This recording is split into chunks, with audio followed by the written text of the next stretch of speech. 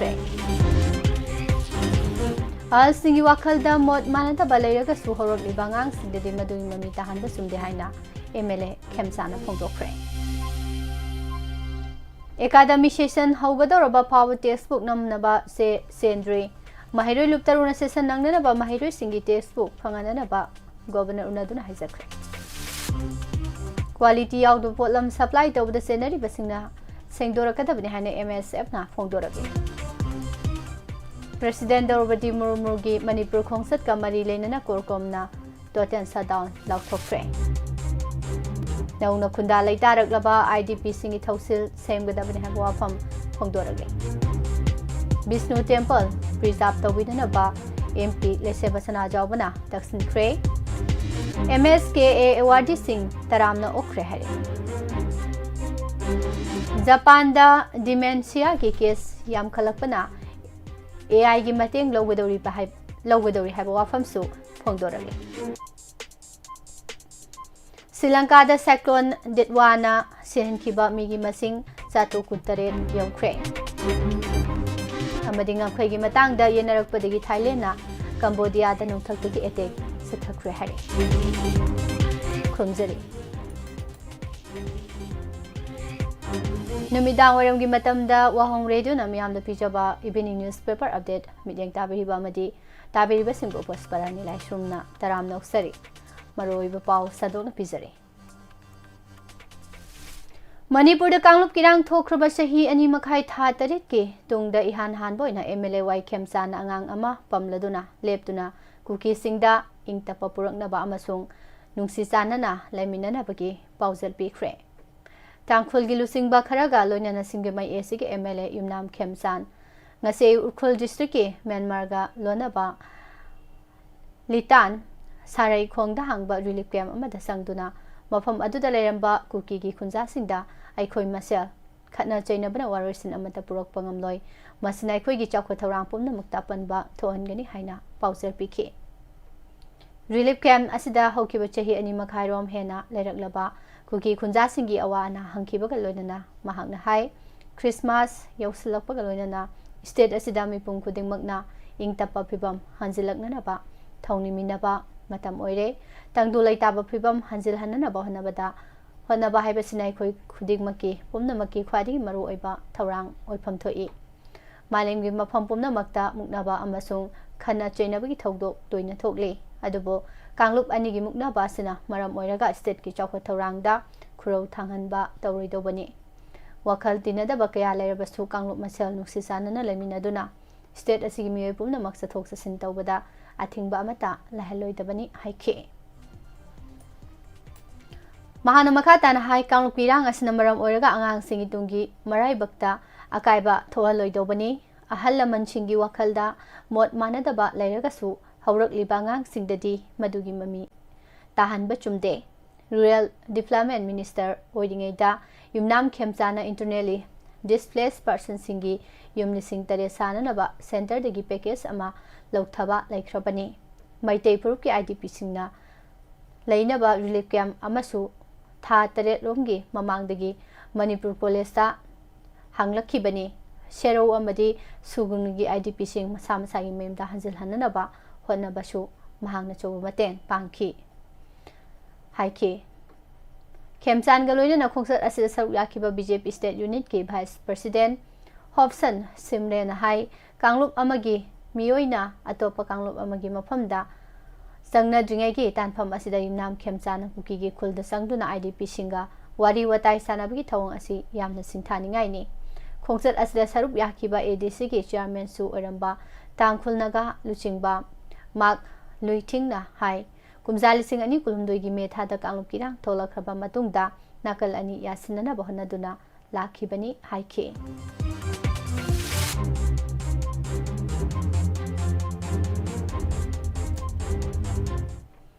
Board of secondary education Manipur ꯕꯣꯁꯦꯝꯅ ꯄꯨꯊꯣꯛꯀꯗꯕ textbook academic session ꯍꯧꯒꯗꯧꯔꯕ ꯑꯁꯤ ꯐꯥꯎꯕꯗ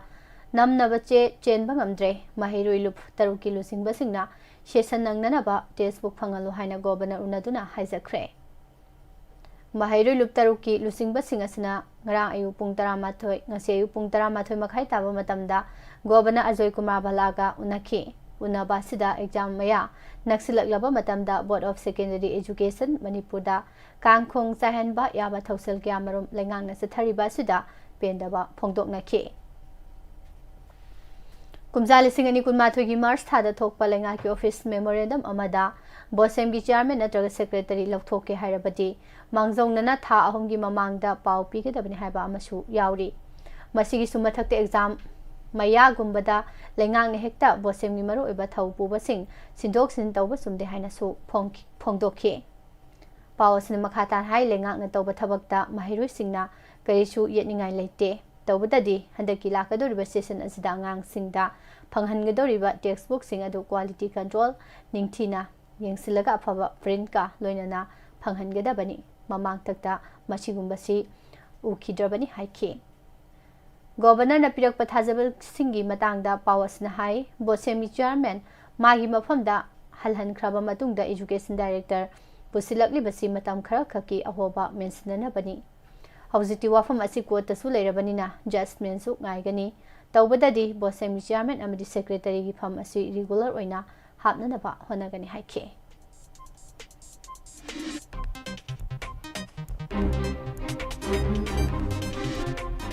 Masing khangdana leiriba government school kayada infrastructure mapung phana leitabagi awaba mayok na lingai cherakta school amadi classroom ningthina leitriba high school gi thakta upgrade tawkraba mahai loisang amada quality yautaba polam sing thamjilambada senariba agency singna sengdorakadabani haina Manipuri Students Federation MSF na phongdokkhre Luf asigi joint secretary ayekpam Jimba maitena khuyek viduna thadorokpa chirol amada hai haukiba chahi kyadagi sangsinduna lakpa aikhoi lairik ningthina tamse haba academy campaign asigi makhada Manipur gi tonga tongan wafam singda koina chatuna lainga ki mahailoi sang sing yengsinduna lakhi Imphal East ke koibada leba school sing yengsilubada ngasi kairang upper primary school phibam chadana leiramba thengnakhi haire upper primary school dagi junior gi thakta kanthok high school gi thakta upgrade tawraba kairang upper primary school da mapung phana infrastructure amata leiramdaba thengnakhi classroom phawba ningthina leitabe school asida masing yamlaba desk bench almira whiteboard laboratory table na chingba polam kaya paisinduna thamlibasi kari karamba aronba agenda no haina lup asina hangkhe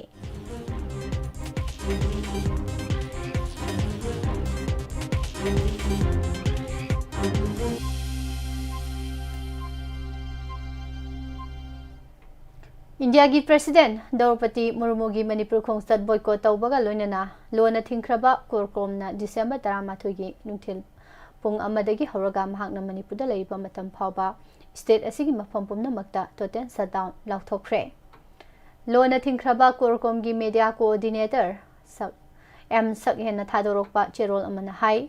satliba lising ani kunmanga December 13 da India gi President Draupadi Murmu na Manipur Kanglai Pakta Laktuna Tha Sigi Tarani Thoida Pangthokadaba Nupilan gi Thoramda Saruk Yagadawri hariba khongsat asi lamdam asida ingtapa chawkhatpa puroknaba nate mahaki thausil amasung proxy war na kang masel nungsina handaduna kang khongsaraba lamdam asibu hena phibam sohanduna makhoigi loilam mara selhananaba marau leiba khongsatni maram aduna Draupadi Murmu Manipur Kanglai Pak ki khongsat asi korkomna condemn tawbada natana boycott su tawre haire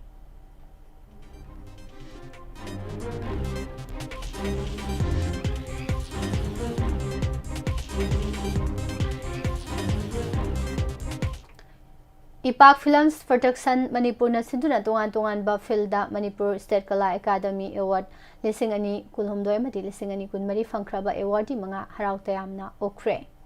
taramna okraba awardi mga si Sagol Sem Tijendra Singh Award for Performing Art Music lising ani kulhumdoi Kundrakpam Sursandra Award for Performing Art Thangta lising ani kunmari Khwairakpam Biswamitra Award for Performing Art Theatre lising ani kunmari Huidrom Pusparani Young Talent Award Music lising ani kulhumdoi amati MK Saroz Khan Young Writer Award Literature 2024 थौरम असिदा थोइबा मिथुंगेन ओइना सरुक याखिबा MLA थांजम Arun Kumar ना high Manipur की फजरबा कला संस्कृति असी मालेमगी ममांगदा साउथोक सनिंगाइनी फजरबा अखोइगी culture योखनबा होनबदा लमदम असिगी artist सिंगना लौरिबा थौदांग असिमक थागतबा गमदे हाइना फोंदोखि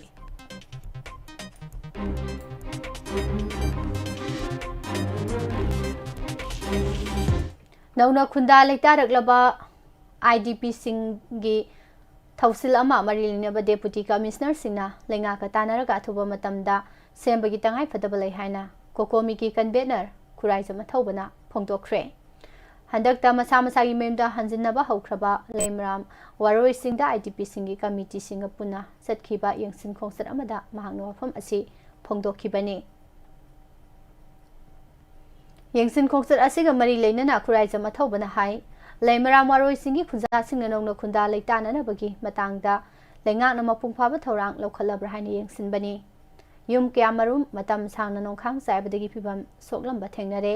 yum अमा Laramie हाइबगी खुंगुल मुतख्रबम फम क्यामरुमसु थेंगनरे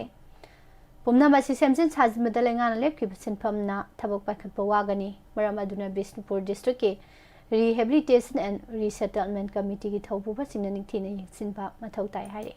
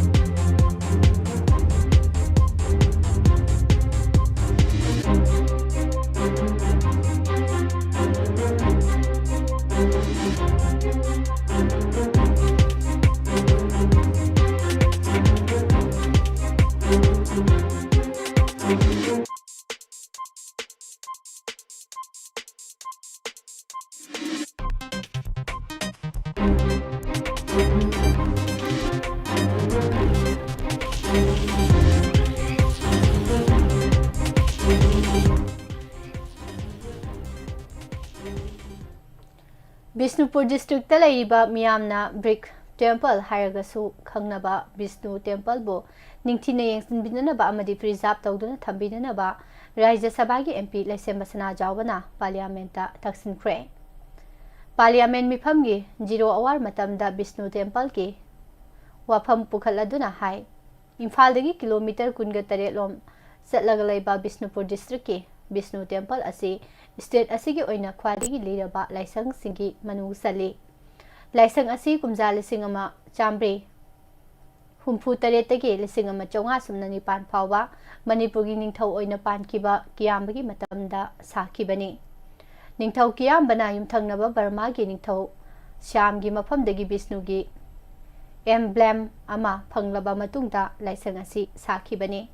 India government की archaeological survey of India की मखादा protected historical monument ना लौथोख्रबनी असिगुंबा तांगलबा हिस्टोरिकल मोन्यूमेंट असिदा ASI ना अहेनबा मियंग संगबगी तंगाई फदबा लै लोइनना परमिनल केयर टेकर चौकीदार अमदी गार्डनर नचिंगबा थमदुना निंगथिना यंगसिनबा मथौ ताई हाइखे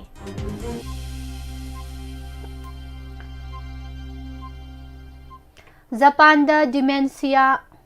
निंगसिंगबगी मतिक मयाय मांगखिबगी केस मसिंग यामखलकपगा लोइनना अहल ओइरबा मियोय क्यामरुम सही खुदिंगी मयुमदगी थोख्रगा मांगखिबगी खुदोंगजादबा मायोकनरी पुलिस की डाटा मतुंग इना कुमजा लिसिंग अनि कुलहुमदोइदा डिमेंशिया के पेशेंट लिसिंग 19 मयुमदगी थोख्रगा हंजिलखिद्रे हाइरिबा मियोइसिंग असिगी मनुंगदा मियोइ 400 असिबा हक्सांग ओइना फंगखि कुमजा 2012 गा चांगदमनदुना येंगबदा हौजे हौजे जापान दा हल ओइरबा मिगी मसिंग सरु अनिरोम हेंगलकले हाइरे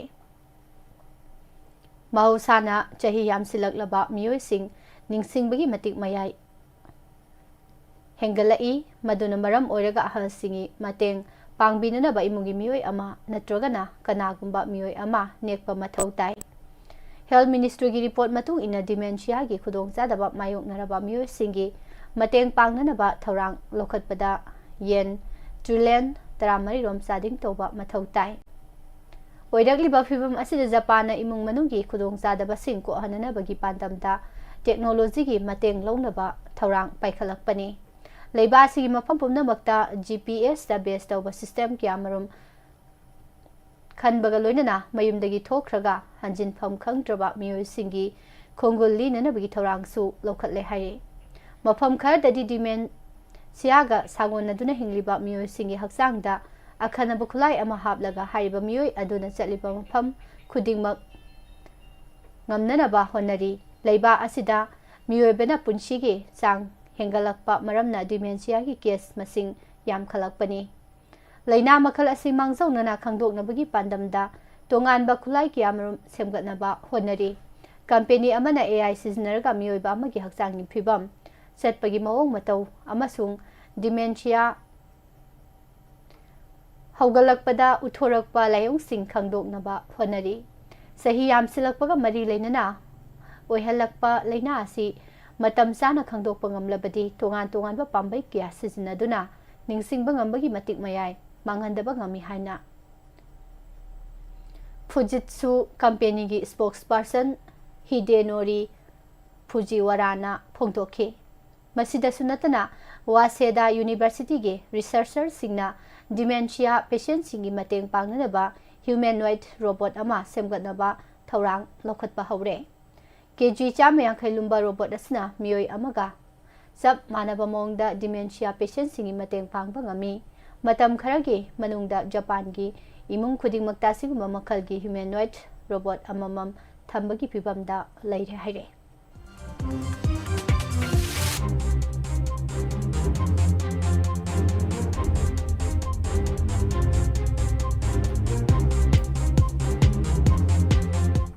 Imphal Cycle Road Semjin binanaba mari leinaba singda kayara hana wakalabasu ngasi phawa semjin bidabagi thawongbu yaningdaba phongdokpoina Imphal Cycle Road Joint Development Committee na sinduna wakat khongjang sangsin khre khongjang asibu sawgaladuna downtown mini paradise school pari imom khwai sindamsang Royal Academy of Manipur Little House Kanan Devi School Bright Career Academy Kundrakpam Public School Shiny View RK Sanatombi Vidyalaya Getwell School Paramount English School Success School amadi 100 Flower School gi mahiro sing passenger sing service tawriba sing amadi phibam cha trabalambi asi nakalda khundariba miyoi singna wakat mi fomasida saru yakhe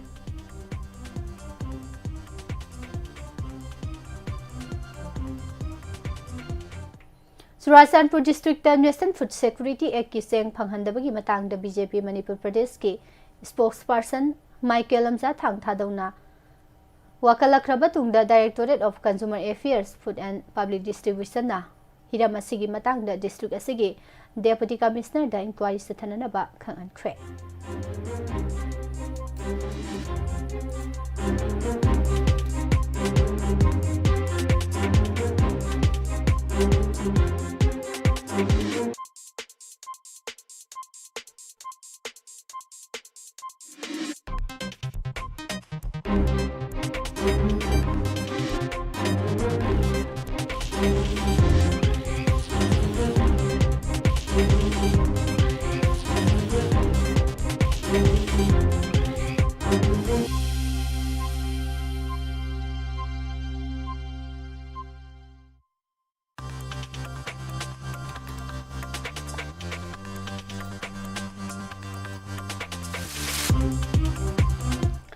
ngamkhai matang da umkhatnarakpadagi akanba mongda khutthoknakraba matungda Thailand na Cambodia da nongthaktagi attack sathakre US President Donald Trump na maroiba thodang longduna nakal ani ceasefire tawkrabasu makhatara khutthoknaba leptri Thailand gi maikida lanmi ama sikhibaga loinana atopani pan aso open nangkraba matungda fighter plane sing sizinaduna Cambodian military gi maruoiba amfam singda nongthaktagi attack sathakibani Thai Army ki spokesperson amana phongdorakpada local gi matamda ngasi ayupung mangarom tabada nakal ani akan mamongda khutthoknaba hauki Cambodia na ngamkhaida lanmi kya thajilakpaga loinana aphaba makhal gi khulai pusilakpadagi nakal ani nongna khutthokna rakhibani haina Thailand gi Air Force na maral sikhi Cyclone Ditwa gi saithengna maram oiraga Sri Lanka da sikhiba migi masing satru kuntaret yaukibaga loinana mioisa kya marum thiba khangdana leiri haina leiba sing disaster management center DMC ki report na phongthokkhre ka henba mawong da akan mamong da nong surakpadagi mafam kya da khangau da nei sau tholakpaga loinana landslide thoktuna infrastructure kya marum amangata thokkhre Delhi Mirror gi report matung ina mafam kaya da mi kan ba amadi mateng pangbi thabak paikalabasu hauzik phawba mioi chama mabudra hena thiba khangdri leiba sing district kunmanga maktada cyclone gi saitheng phangbaga loinana imong lak taruk lising tarama thoi chonga kuntra mioi lakutma thoi lising humbudra mapan sam kuntra taret awaba tare Sri Lanka gi Ministry of Housing Construction and Water Supply na hauzik phawda cyclone Ditwana lupa crore kya marung gi lanthum mahan tahan khre hari yumlon na balaiba na awaba tarak labada India na Operation Sagar bandu sathaduna mi kanba amasung mateng pangwi thabaksu paikhatli awaba tarba mpham da sangsin kiba medical team gi manungda mioi humudra humdoidi Indian Army ki ni hai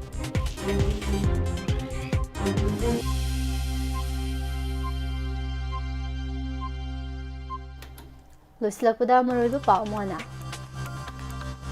Kangluk Pirangi tungda wai kemsa nahan boy na angang amapam laduna kuki kulda santi gi paujal pikre Al singi wakal da mot manada balayga suhorok libangang singda di madugi mamitahan da sumde hane MLA kemsa na phongdoki Academy session hogada roba phawba textbook namna base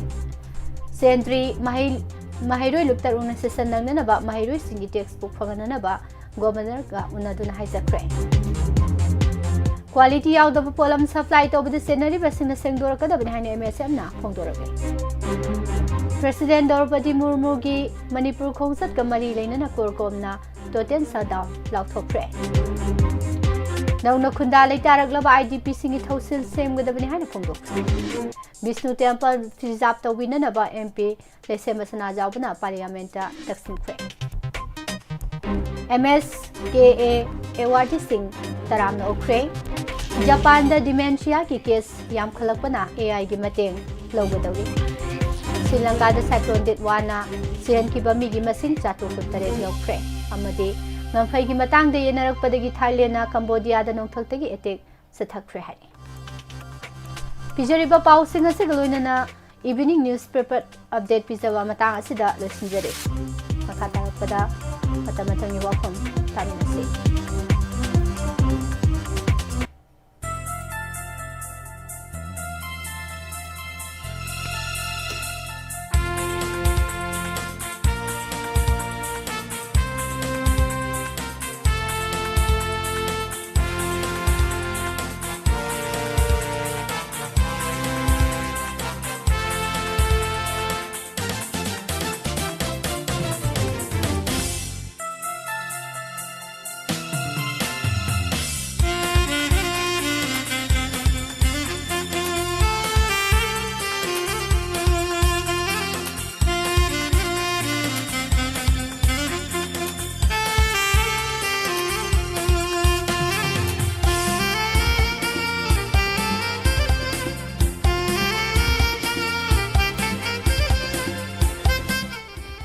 matamgi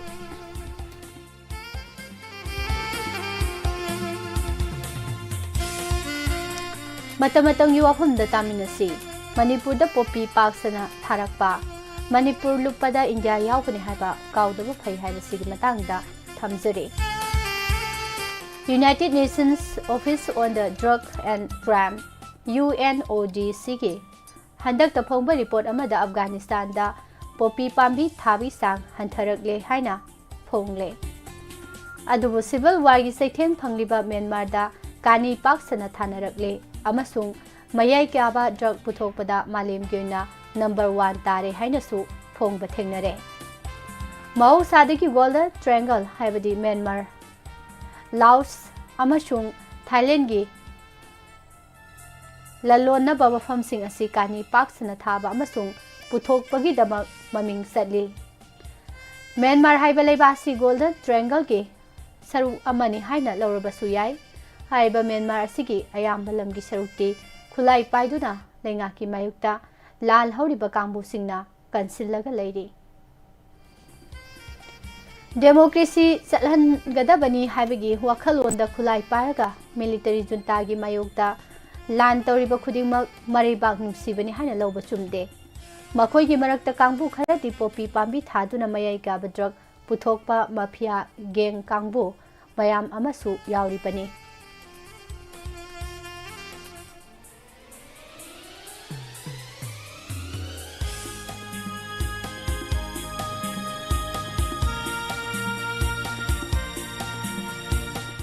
ꯃꯈꯣꯏꯒꯤ ꯃꯔꯛꯇ ꯀꯥꯡꯕꯨ ꯈꯔꯗꯤ poppy ꯄꯥꯝꯕꯤ ꯊꯥꯗꯨꯅ ꯃꯌꯥꯏ ꯀꯥꯕ drug ꯄꯨꯊꯣꯛꯄ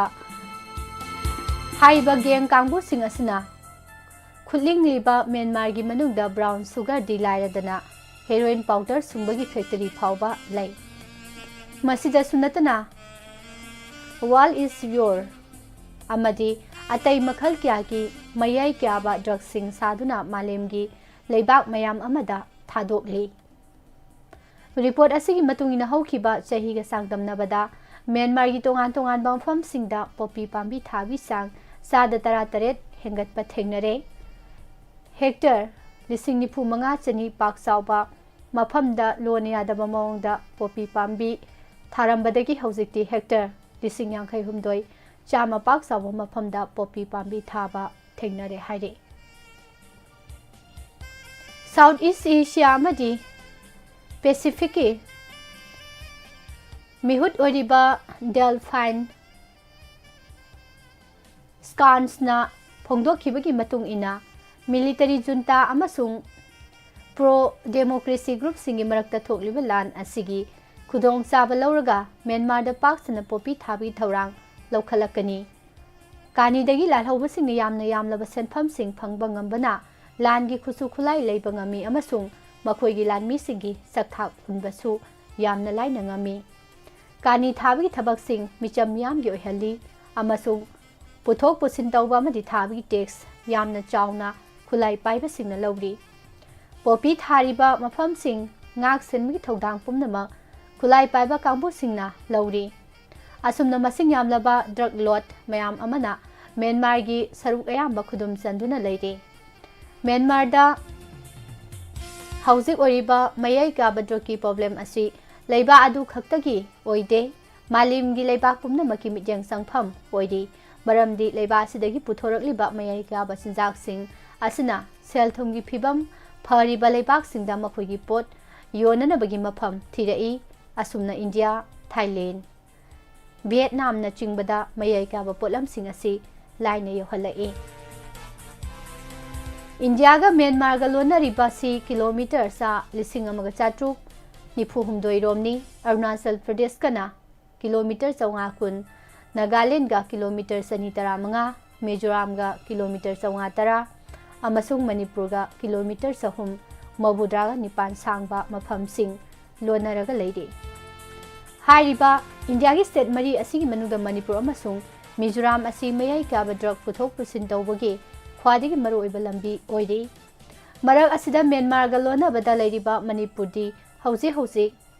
ꯀꯥꯡꯂꯨꯞꯀꯤ ꯏꯔꯥꯡꯒꯤ ꯈꯨꯗꯣꯡꯆꯥꯕ ꯂꯧꯔꯒ ꯃꯅꯤꯄꯨꯔꯒꯤ ꯀꯨꯀꯤꯁꯤꯡꯅ ꯅꯝꯅ ꯇꯥꯕ ꯃꯐꯝꯁꯤꯡꯗ ꯄꯣꯄꯤ ꯄꯥꯝꯕꯤ ꯄꯥꯛ-ꯁꯟꯅ ꯊꯥꯕꯒꯤ ꯋꯥꯀꯠ ꯀꯌꯥꯃꯔꯨꯝ ꯂꯥꯛꯂꯤ꯫ ꯃꯅꯤꯄꯨꯔꯒꯤ ꯍꯥꯟꯅꯒꯤ ꯆꯤꯐ ꯃꯤꯅꯤꯁꯇꯔ ꯅꯣꯡꯊꯣꯝꯕꯝ ꯕꯤꯔꯦꯟ ꯃꯁꯥꯃꯛꯅꯁꯨ ꯀꯥꯡꯄꯣꯛꯄꯤ, ꯆꯨꯔꯥꯆꯥꯟꯄꯨꯔ ꯑꯃꯁꯨꯡ ꯅꯣꯅꯦ ꯗꯤꯁꯇ꯭ꯔꯤꯛꯀꯤ ꯀꯨꯀꯤꯁꯤꯡꯅ ꯅꯝꯅ ꯈꯨꯟꯗꯥꯕ ꯃꯐꯝꯁꯤꯡꯗ चिंगी लमसिंग कोकथोकलगा हौजिकसु पोपी पाम्बी पाक्सना थारे हाइना फोंदोकली मसिदगी हेंदोकलदुना लोगी वांगमदा थबक तौरिबा खुलाई पाइबा जलियारोंगी कांबो अमनसु पोपी पाम्बी यानथतुना मांगहनबा अमदि लौतांग संग क्यामरो मई थाबगी वीडियो फुटेजिंग सोशल मीडियादा थादोरकली मखोइना सोशल मीडियादा फोंदोरकपदा जलियारोंगी लमखै मनुंगदा पोपी पाम्बी थागनो हायरगा करिगी थारिबनो हाइना हंगली मखोइदि मसी यादे अदुना तुमना मांगहनगनी हाइरी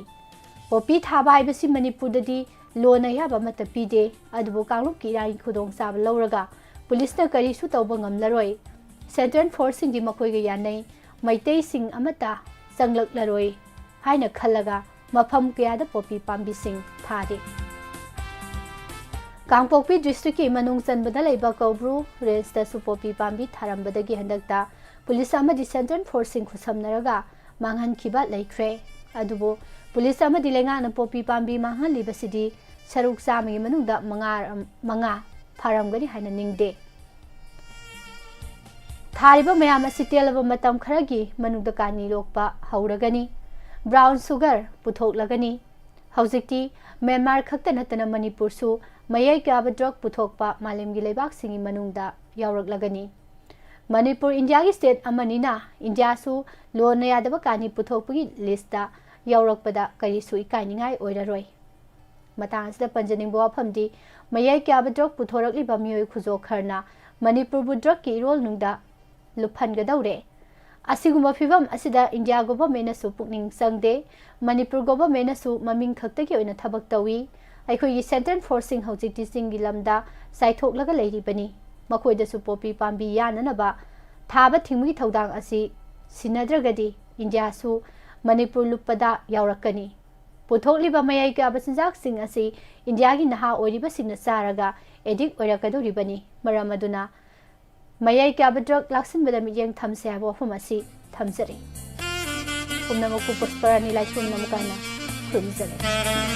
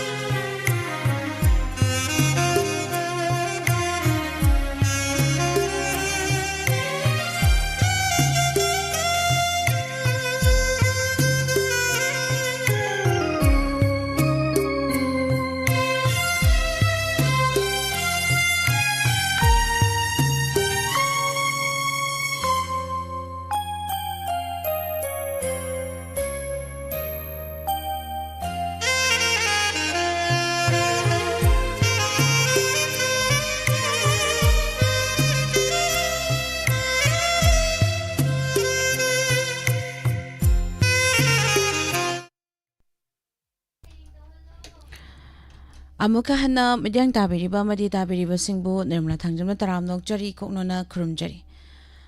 ꯅꯨꯃꯤꯗꯥꯡ ꯋꯥꯏꯔꯝ ꯐꯣꯡꯕ ꯄꯥꯎꯆꯦꯁꯤꯡꯗꯒꯤ ꯂꯧꯊꯣꯛꯆꯕ ꯃꯔꯨꯑꯣꯏꯕ ꯄꯥꯎ ꯃꯌꯥꯝ ꯄꯨꯟꯅ ꯇꯥꯃꯤꯟꯅꯈ꯭ꯔꯤ ꯃꯈꯥ ꯇꯥꯔꯛꯄꯁꯤꯗꯤ ꯇꯦꯂꯦꯟ ꯍꯟꯠꯀꯤ ꯊꯧꯔꯝ ꯊꯝꯖꯔꯤ ꯇꯦꯂꯦꯟ ꯍꯟꯠ ꯊꯧꯔꯝ ꯑꯁꯤꯗ ꯁꯤꯖꯤꯟꯅꯖꯔꯤꯕ ꯃꯣꯕꯥꯏꯜ ꯅꯝꯕꯔ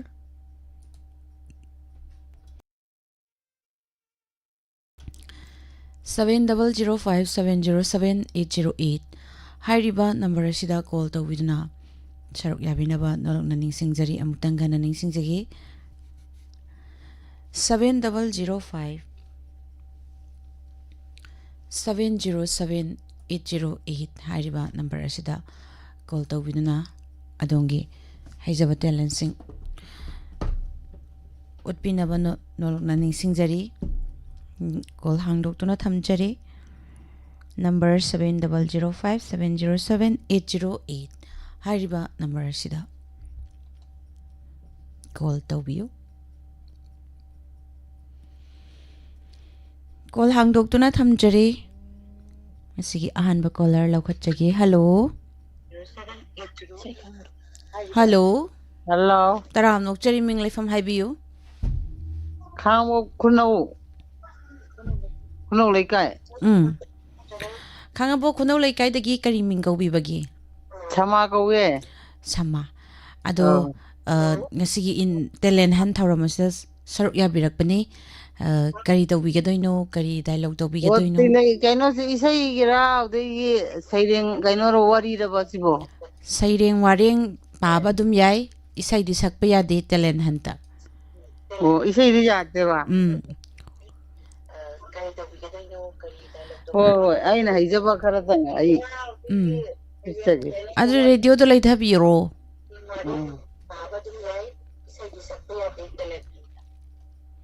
ꯍꯣꯏ ꯔꯦꯗꯤꯑꯣꯗꯣ ꯂꯩꯊꯕꯤꯔꯣ ꯂꯩꯊꯔꯦ ꯍꯧꯕꯤꯔꯣ ꯍꯧꯖꯔꯒꯦ ꯍꯧꯕꯤꯔꯣ ꯏꯃꯥꯒꯤ ꯏꯕꯨꯡꯉꯣ ꯅꯨꯡꯁꯤꯕ ꯏꯆꯥꯅ ꯉꯁꯤ ꯁꯝꯕꯣꯠ ꯆꯠꯀꯅꯤ ꯍꯥꯏꯕꯗꯣ ꯍꯧꯒꯠꯂꯣ ꯊꯦꯡꯉꯦ ꯏꯃꯥ ꯃꯇꯝꯁꯤ ꯈꯤꯇꯪ ꯉꯜꯂꯤꯌꯦ ꯏꯃꯥꯒꯤ ꯏꯕꯨꯡꯉꯣ ꯋꯥꯡꯅ ꯂꯝꯕꯥꯎ ꯆꯦꯜꯂꯛꯂꯦ ꯁꯤꯔꯣꯏ ꯀꯦꯇꯨ ꯈꯣꯡꯂꯛꯂꯦ ꯍꯧꯔꯣ ꯌꯥꯍꯧꯔꯣ ꯊꯦꯡꯉꯤ ꯍꯣꯏ ꯏꯃꯥ ꯍꯧꯔꯒꯦ ꯏꯃꯥꯒꯤ ꯏꯕꯨꯡꯉꯣ ꯅꯪ ꯉꯁꯤ ꯂꯧ ꯍꯤꯡꯒꯅꯤ ꯍꯥꯏꯕꯗꯣ ꯁꯝꯄꯣꯠ ꯀꯌꯥ ꯆꯠꯇꯧꯔꯤꯅꯣ ꯏꯃꯥ ꯑꯃꯈꯛꯇꯅꯦ ꯑꯩ ꯈꯛꯇꯅꯦ ꯆꯠꯇꯧꯔꯤꯕꯁꯤ ꯏꯃꯥꯒꯤ ꯏꯕꯨꯡꯉꯣ ꯑꯗꯨꯗꯤ ꯁꯝꯄꯣꯠ ꯄꯥꯜꯂꯣ ꯍꯥꯏꯔ ꯃꯥ ꯁꯝꯄꯣꯠ ꯄꯥꯜꯂꯦ ꯄꯥꯜꯂꯒ ꯏꯃꯥꯒꯤ ꯏꯕꯨꯡꯉꯣ ꯊꯦꯡꯅ ꯂꯥꯛꯀꯅꯨ ꯉꯁꯤꯗꯤ ꯂꯧ ꯍꯨꯟꯕ ꯅꯨꯃꯤꯠꯅꯤ ꯎꯇꯤ ꯆꯠꯀꯦꯅ ꯊꯣꯡꯕ ꯇꯧꯋꯩꯁꯦ ꯍꯣꯏ ꯏꯃꯥ ꯑꯩ ꯂꯧꯁꯤ ꯍꯨꯜꯂꯒ ꯂꯣꯏꯔꯒ ꯁꯝꯄꯣꯠ ꯄꯥꯜꯂꯒ ꯀꯥꯔꯛꯑꯒꯦ ꯍꯥꯔ ꯁꯝꯄꯣꯠ ꯆꯠꯈ꯭ꯔꯦ ꯃꯥꯁꯤ ꯂꯧꯕꯨꯛ ꯌꯧꯔꯒ ꯁꯝꯄꯣꯠ ꯄꯥꯜꯂꯦ ꯑꯗꯨꯗꯩ ꯐꯧ ꯆꯥꯏꯔꯦ ꯐꯧꯗꯨ ꯆꯥꯏꯔꯒ ꯐꯧꯗꯨ ꯑꯣꯝꯃꯦ ꯑꯣꯝꯃꯒ ꯑꯗꯨꯗꯒꯤ ꯃꯥꯁꯤ ꯑꯃꯨꯛ ꯍꯜꯂꯛꯑꯦ ꯍꯜꯂꯛꯇꯦ ꯃꯥꯁꯤ ꯂꯧꯁꯦ ꯑꯗꯨꯝ ꯇꯧꯔꯛꯄꯗ ꯂꯧꯔꯤꯌꯥꯁꯦ ꯌꯧꯗꯕꯧꯗ ꯃꯥꯅ ꯁꯝꯄꯣꯠꯁꯤ ꯊꯥꯔꯒ ꯂꯧꯔꯤꯌꯥ ꯌꯥꯜꯂꯦ ꯂꯧꯔꯤꯌꯥ ꯌꯥꯜꯂꯒ ꯑꯩ ꯊꯦꯡꯉꯦ ꯁꯝꯄꯣꯠ ꯊꯥꯔꯒꯦ ꯍꯥꯏꯗꯅ ꯈꯨꯠꯇ ꯄꯥꯏꯔꯝꯕ ꯌꯣꯠꯄꯥꯛꯇꯨ ꯂꯦꯡꯕꯥꯟꯗ ꯍꯥꯞꯂꯒ ꯁꯟꯗꯨ ꯁꯝꯄꯣꯠ ꯄꯥꯜꯂꯒ ꯏꯃꯨꯡꯗ ꯑꯃꯨꯛ ꯍꯣꯏ ꯂꯥꯛꯑꯦ ꯂꯥꯛꯑꯒ ꯏꯃꯥ ꯑꯩ ꯆꯥꯛ ꯂꯣꯏꯔꯦ ꯏꯃꯥꯒꯤ ꯏꯕꯨꯡꯉꯣ ꯆꯥꯛ ꯂꯣꯏꯔꯦ ꯅꯪ ꯏꯔꯨꯔꯨꯑꯣ ꯍꯥꯏꯗ ꯏꯃꯥ ꯑꯩ ꯉꯥꯛꯇꯪ ꯄꯣꯊꯥꯒꯦ ꯄꯣꯊꯥꯖꯔꯒ ꯑꯩ ꯂꯨꯔꯒ ꯑꯩ ꯆꯥꯛ ꯆꯥꯔꯒꯦ ꯍꯥꯏꯕꯗ ꯃꯥꯒꯤ ꯅꯨꯄꯤꯗꯨꯅ ꯏꯕꯨꯡꯉꯣ ꯂꯣꯏꯔꯦ ꯆꯥꯛ ꯂꯣꯏꯔꯦ ꯆꯥꯛ ꯂꯣꯏꯔꯒ ꯃꯥꯏ ꯅꯨꯄꯤꯗꯨꯅ ꯃꯄꯨꯔꯣꯏꯕꯗ ꯆꯥꯛ ꯂꯣꯏꯔꯦ ꯆꯥꯛ ꯄꯨꯊꯣꯔꯛꯑꯒꯦ ꯄꯨꯊꯣꯔꯛꯑꯣ ꯑꯩ ꯏꯔꯨꯔꯒ ꯀꯥꯔꯛꯑꯒꯦꯅ ꯃꯥꯅ ꯀꯥꯔꯛꯂꯒ ꯆꯥꯛꯇꯨ ꯂꯣꯏꯔꯒ ꯆꯥꯔꯦ ꯆꯥꯔꯒ ꯍꯧꯖꯤꯛ ꯉꯥꯛꯇꯪ ꯄꯣꯊꯥꯔꯦ ꯍꯥꯏꯔꯒ ꯑꯩ ꯑꯁ꯭ꯋꯥꯏꯗ ꯑꯗꯨꯝ ꯂꯣꯏꯁꯤꯟꯖꯔꯒꯦ ꯊꯥꯒꯠꯆꯔꯤ ꯗꯥꯏꯂꯣꯛ ꯃꯇꯦꯛ ꯑꯃ ꯇꯧꯕꯤꯔꯝꯕ ꯍꯥꯏꯅꯤꯡꯉꯥꯏ ꯂꯩꯇꯅ ꯍꯣꯏ ꯃꯈꯥ ꯑꯩ ꯇꯥꯔꯛꯄ ꯀꯣꯂꯔꯗ ꯈꯨꯗꯣꯡꯆꯥ ꯄꯤꯖꯒꯦ ꯁꯤꯖꯤꯟꯅꯖꯔꯤꯕ ꯅꯝꯕꯔ 7005-707-808 ꯍꯥꯏꯔꯤꯕ ꯅꯝꯕꯔ ꯑꯁꯤꯗ ꯀꯣꯜ ꯇꯧꯕꯤꯌꯨ.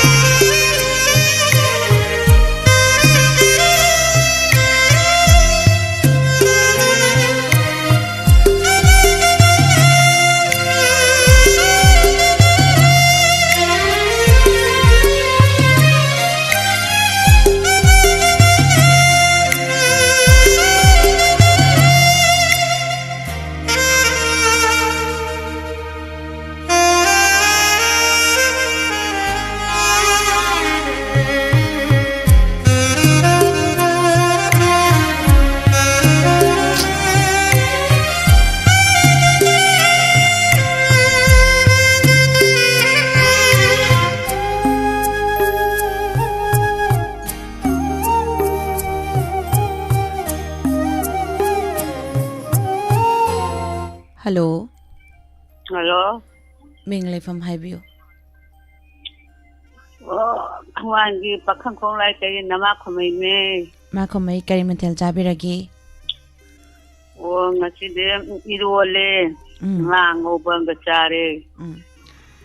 Ando ma kay dawigadoino telen han tharom mase saruya birakpa. Kari daw hai no. Dialogue.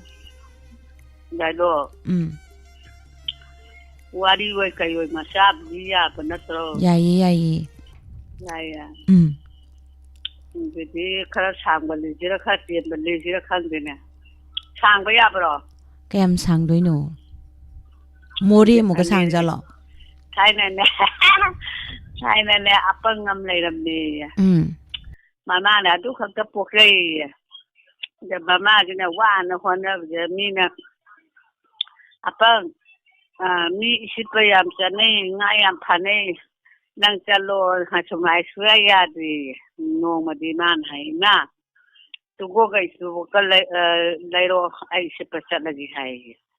poe na mama jina lairi ye ni sipadu sakre ye saka kanya ma chit de ya ha ba nga jim yam le me ya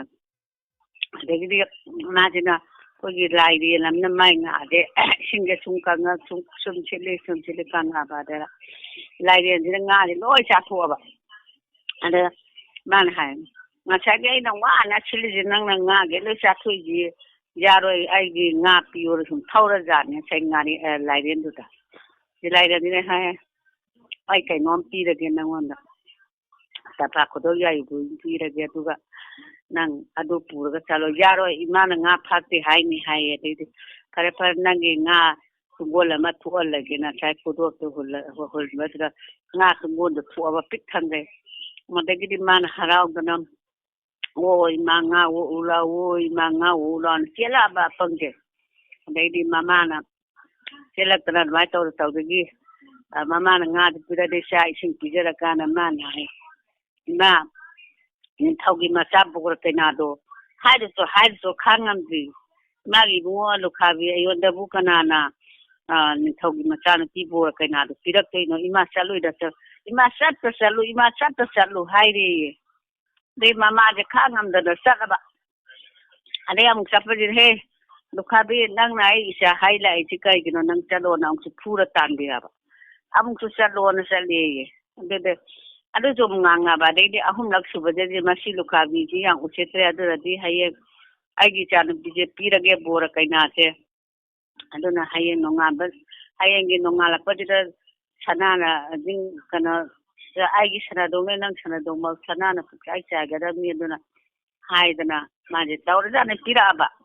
ꯑꯗꯩꯗꯤ ꯃꯥꯁꯤꯅ ꯍꯔꯥꯎ ꯄꯤꯔꯛꯇꯅ ꯁꯨꯃꯥꯏꯅ ꯇꯧꯔꯦ ꯍꯥꯏꯁꯤꯗꯒꯤ ꯂꯨꯍꯣꯡꯉꯦꯌꯦ ꯂꯨꯍꯣꯡꯉꯀꯥꯟꯁꯤꯗ ꯅꯣꯡꯉꯥꯜꯂꯛꯄꯁꯤꯗ ꯍꯦꯛꯇ ꯃꯄꯥꯅ ꯍꯥꯏꯕꯗ ꯇꯧꯔꯝꯕꯗ ꯉꯁꯥꯏꯒꯤ ꯅꯤꯡꯊꯧꯁꯤꯁꯨ ꯄꯤꯗ ꯌꯥꯗ ꯄꯤꯔꯦ ꯃꯆꯥꯅꯨꯄꯤꯁꯦ ꯃꯥ ꯍꯥꯏꯕꯗꯣ ꯇꯧꯔꯝꯃꯕꯅꯤꯅ ꯑꯗꯒꯤꯗꯤ ꯃꯥꯅ ꯃꯆꯥꯅꯨꯄꯤ ꯍꯣꯡꯉ ꯁꯨꯝ ꯂꯩꯗ ꯃꯆꯥꯅꯨꯄꯤꯁꯦ ꯁꯨꯝ ꯂꯩꯔꯕ ꯑꯗꯒꯤ ꯃꯆꯥꯅꯨꯄꯤꯁꯦ ꯉꯁꯥꯏꯒꯤ ꯃꯥꯒꯤ ꯅꯨꯡꯁꯤꯅꯕ ꯅꯨꯄꯥ ꯑꯃ ꯂꯩꯕꯖꯥꯠꯅꯤ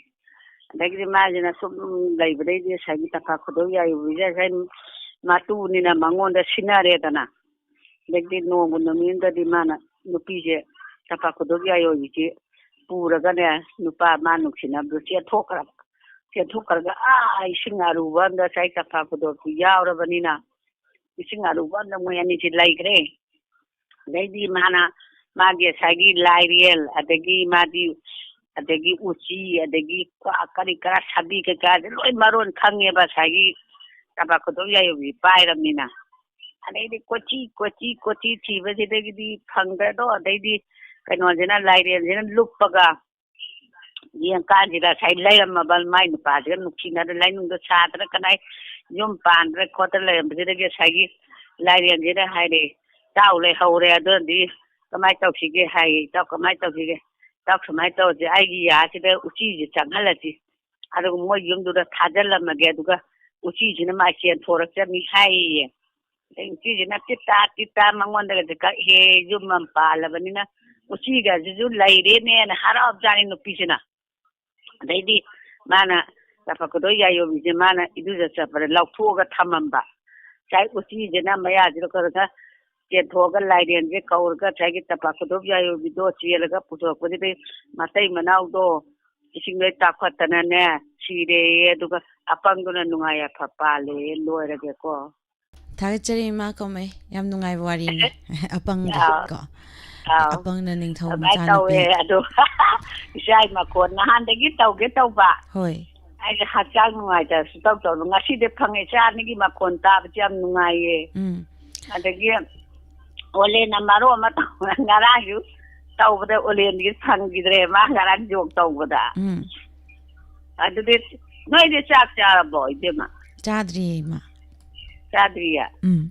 ꯑꯣ ꯆꯥꯔꯣ ꯏꯃꯥ ꯋꯥꯔꯤ ꯂꯤꯔ ꯊꯝꯃꯒꯦꯀꯣ ꯍꯣꯏ ꯏꯃꯥ ꯊꯥꯒꯠꯆꯔꯤ ꯑꯄꯪꯅ ꯅꯤꯡꯊꯧꯒꯤ ꯃꯆꯥꯅꯨꯄꯤ ꯂꯧꯈꯤꯕꯒꯤ ꯋꯥꯔꯤ ꯃꯇꯦꯛ ꯑꯃ ꯂꯤꯕꯤꯔꯝꯕ ꯍꯥꯏꯅꯤꯡꯉꯥꯏ ꯂꯩꯇꯅ ꯊꯥꯒꯠꯄ ꯐꯣꯡꯗꯣꯛꯆꯔꯤ ꯃꯈꯥ ꯇꯥꯔꯛꯄ ꯀꯣꯂꯔꯗ ꯑꯃꯨꯛ ꯈꯨꯗꯣꯡꯆꯥꯕ ꯄꯤꯖꯈꯤ ꯊꯝꯖꯔꯤꯕ ꯅꯝꯕꯔ 7005707808 ꯍꯜꯂꯣ ꯇꯔꯥꯝꯅ ꯑꯣꯛꯆꯔꯤ ꯃꯤꯡ ꯂꯩꯐꯝ ꯍꯥꯏꯕꯤꯌꯨ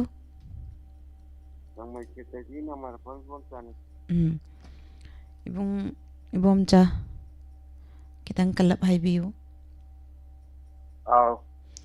ꯀꯔꯤ ꯃꯊꯦꯜ ꯆꯥꯕꯤꯈ꯭ꯔꯒꯦ ꯍꯪꯒꯥꯝ ꯑꯣꯏꯅ ꯆꯥꯔꯦ ꯑꯗꯣ ꯍꯪꯒꯥꯝ ꯈꯛꯇꯪ ꯆꯥꯕꯤꯕ꯭ꯔꯣ ꯑꯇꯩꯗꯤ ꯌꯥꯎꯗ꯭ꯔꯣ ꯌꯥꯎꯗꯦ ꯃꯣꯔꯣꯛ ꯃꯦꯠꯄ ꯈꯛ ꯌꯥꯎ ꯑꯗꯣ ꯍꯥꯎꯕ꯭ꯔꯥ ꯅꯝꯐꯨꯗ ꯌꯣꯠꯈ꯭ꯔꯦ ꯏꯆꯥ ꯍꯪꯒꯥꯝ ꯊꯣꯡꯕ ꯑꯗꯨꯛ ꯍꯥꯎꯋꯦ ꯑꯗꯨꯕꯨ ꯀꯩꯝ ꯌꯥꯎꯗ꯭ꯔꯁꯨ ꯍꯪꯒꯥꯝ ꯊꯣꯡꯕ ꯐꯣꯡꯐꯣꯡ ꯁꯥꯕꯗꯨꯒ ꯆꯥꯛꯇꯨꯒ ꯆꯥꯕꯗ ꯑꯗꯨꯝ ꯍꯥꯎꯕꯗꯨꯕꯨ ꯅꯝꯐꯨꯗ ꯌꯣꯠꯂꯦ ꯍꯥꯏꯖꯤꯜꯂꯤꯁꯤ ꯀꯩꯒꯤꯅꯣ ꯏꯕꯨꯡꯅ ꯈꯪꯗꯦ ꯌꯣꯠꯄ ꯏꯌꯥ ꯌꯥꯗꯦ ꯆꯤꯜꯍꯥꯎ ꯌꯥꯝ ꯊꯤꯖꯥꯠꯂꯣ ꯏꯕꯨꯡꯁꯤꯕꯣ ꯀꯥꯡꯂꯨꯞ ꯃꯆꯤꯗꯒ ꯁꯥꯡꯅ ꯐꯩꯕꯗꯨ ꯌꯥꯎꯗ꯭ꯔꯕꯅꯤꯅ ꯆꯤꯜꯍꯥꯎ ꯌꯥꯝ ꯊꯤꯔꯝꯗꯧ ꯃꯥꯜꯂꯦ ꯑꯗꯣ ꯇꯦꯂꯦꯟ ꯍꯟ ꯊꯧꯔꯝꯅꯤ ꯏꯕꯨꯡ ꯀꯔꯤ ꯇꯧꯕꯤꯒꯗꯣꯏꯅꯣ dialogue mati ang so tawde ke no pino hunto ambagi Nupina hondo amagi. Hoi, haubiro. aga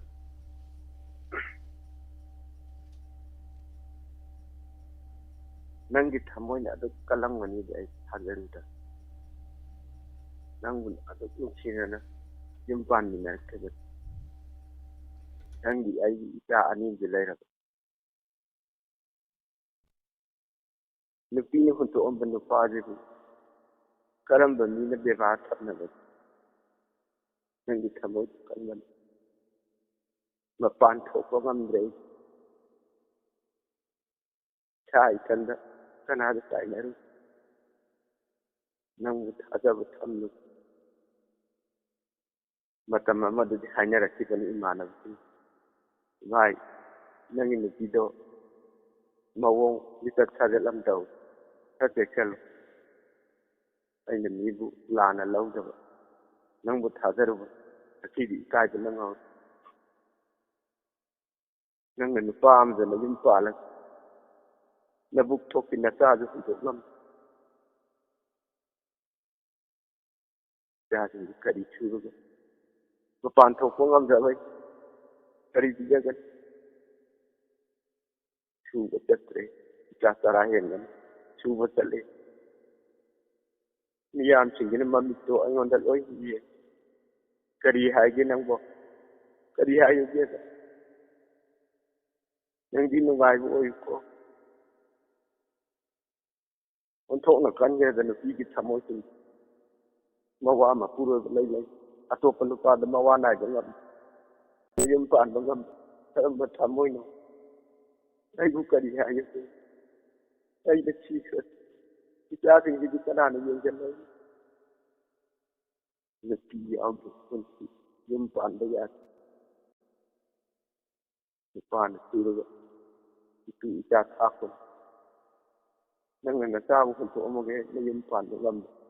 nang gi thamoi kan mal ko nang nungai bo ai nang ati itai phir ko mawri bo te nang bu lu chiru bo dai nang bu thajaru bo nang nungai bo ko ma pok chi ma gi gel ni ti gi thamoi amuk khan ai thajaba thamla amuk khan ai thajaba thamla hello jarage saga Thagachari bung yam phajaba dialogue tawiramba hainga le tan thagat phung dokchari nupina hondo ambagi mati ama tawiramba hainga le tan thagat phung dokchari mathangi caller khudong chaw pijagi thamjariba number 7005 707 808 hairiba numbers da call tawiyo hello hello hello hello taram nok chari ming laifam haibiyo wadagi tambini is imata movie kari matil chabirage o ngasi nga macha masare kampula maga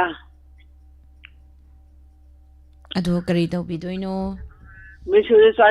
bo chadriye ingene cha inti ki cha che mis khang da hang mani pung cha dai san sa bi ye pung nipan mapan sumain chai oh ko da lo me engone cha thoya ngana saraga ngana tumtho Ông bây giờ mấy chia cái về đó ta thì gì ra? Ado kari talent tau bidoino. Ai talent chứ? Aiว่าขนาดสักจะว่าไม่วิเลยเผามาที่นั่นตลอดแกมิสhow biro? พอจะที่วิธีขนาดไม่ได้ด้วยไอ้ว่าขนาดสักจะวันนี้ก็howจะอะไรกัน? how biro? ไอ้ว่าวิเลยเผาที่น้องพวกปั่นเธอไปได้เดี๋ยวก็สักจะก็ต้องจะก็ต้องเนี่ย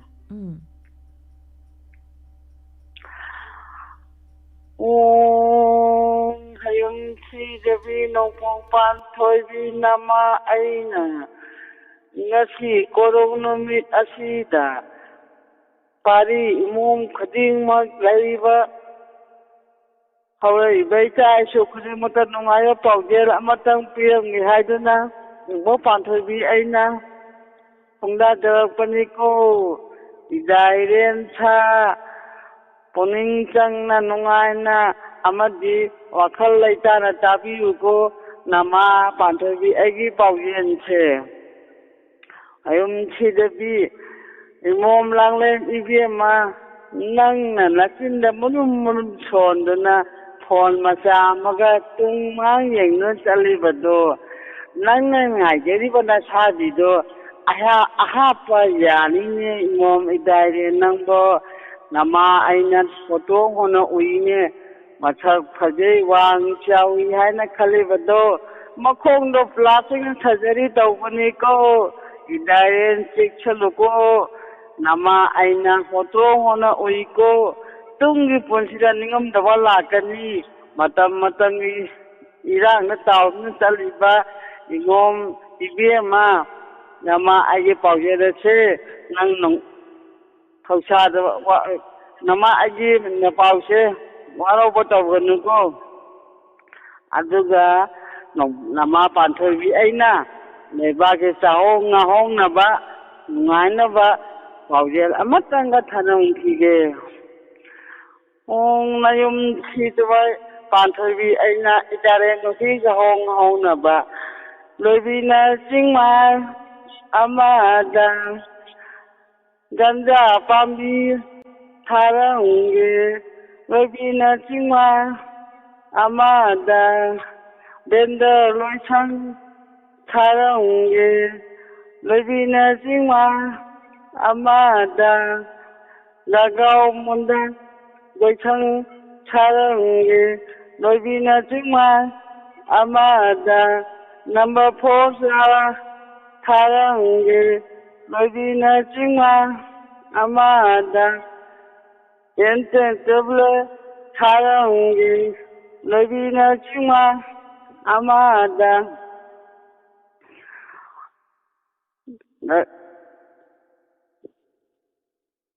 ꯃꯩ ꯃꯨꯠꯊꯣꯛꯈ꯭ꯔꯦꯅꯦ ꯃꯤꯁ ꯇꯧꯏ ꯑꯣ ꯃꯥꯏꯕꯤ ꯂꯩꯐꯥꯎ ꯐꯥꯎꯔꯤꯉꯩꯗ ꯃꯩꯁꯨ ꯃꯨꯠꯊꯣꯛꯈ꯭ꯔꯕ ꯑꯩꯅ ꯗꯒꯥꯎ ꯏꯊꯣꯛꯑꯒ ꯁꯨꯝ ꯇꯧꯕꯅꯤ ꯃꯤꯁ ꯃꯩ ꯃꯨꯠꯊꯣꯛꯈ꯭ꯔꯦ ꯑꯗꯨꯕꯨ ꯉꯥꯏꯍꯥꯛꯇꯪ ꯃꯇꯦꯛ ꯅꯨꯡꯉꯥꯏꯅꯕ ꯇꯧꯊꯣꯛꯆꯕꯅꯤ ꯏꯃꯥꯅ ꯂꯣꯏꯈꯤꯕ ꯂꯥꯟꯈꯤꯕ ꯌꯥꯁꯨ ꯂꯥꯟ ꯂꯧꯕꯤꯗꯨꯅ ꯂꯣꯏꯁꯤꯟꯗꯕꯗꯤ ꯌꯥꯗꯦ ꯇꯧꯔꯒꯦꯀꯣ ꯂꯣꯏꯁꯤꯜꯂꯒꯦ ꯅꯔꯥꯌꯟ ꯈꯨꯡꯒꯪ ꯅꯃꯥ ꯄꯥꯟꯊꯣꯏꯕꯤ ꯑꯩꯁꯨ ꯂꯩꯕꯥꯛꯀꯤ ꯆꯥꯍꯣꯡ ꯉꯥꯍꯣꯡꯅꯕ ꯄꯥꯎꯖꯦꯜ ꯄꯤꯔꯝꯃꯕꯅꯤ ꯍꯣꯔꯣꯡ ꯅꯣꯡꯃꯟ ꯍꯣꯔꯣꯡ ꯊꯛꯇ ꯀꯥꯈꯤꯕꯒꯨꯝ ꯅꯃꯥ ꯄꯥꯟꯊꯣꯏꯕꯤ ꯑꯩꯁꯨ ꯂꯩꯀꯥꯔꯒꯦꯀꯣ ꯃꯇꯥꯡꯁꯨ ꯂꯣꯏꯁꯤꯟꯖꯔꯦ ꯃꯤꯁ ꯊꯥꯒꯠꯆꯔꯤ ꯑꯃ ꯃꯇꯦꯛ ꯑꯃ ꯈꯨꯗꯣꯜ ꯇꯝꯕꯤꯔꯝꯕ ꯍꯥꯏꯅꯤꯡꯉꯥꯏ ꯂꯩꯇꯅ ꯊꯥꯒꯠꯄ ꯐꯣꯡꯗꯣꯛꯆꯔꯤ ꯃꯈꯥꯗꯨꯃ ꯌꯥꯎꯗꯅ ꯅꯨꯡꯉꯥꯏꯇꯦꯕ ꯊꯝꯖꯔꯦ ꯊꯝꯖꯔꯤꯕ ꯅꯝꯕꯔ 7005707808 ꯍꯥꯏꯔꯤꯕ ꯅꯝꯕꯔ ꯑꯁꯤꯗ ꯀꯣꯜ ꯇꯧꯕꯤꯌꯨ hello hello Good evening, good evening, Miss. Good evening.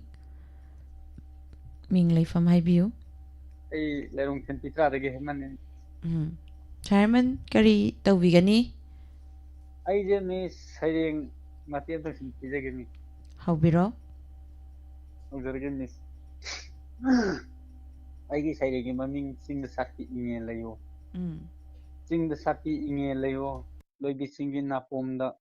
nadom tarak salibi. Nang nadom tarak satabu. Taibang kana ukini kibano.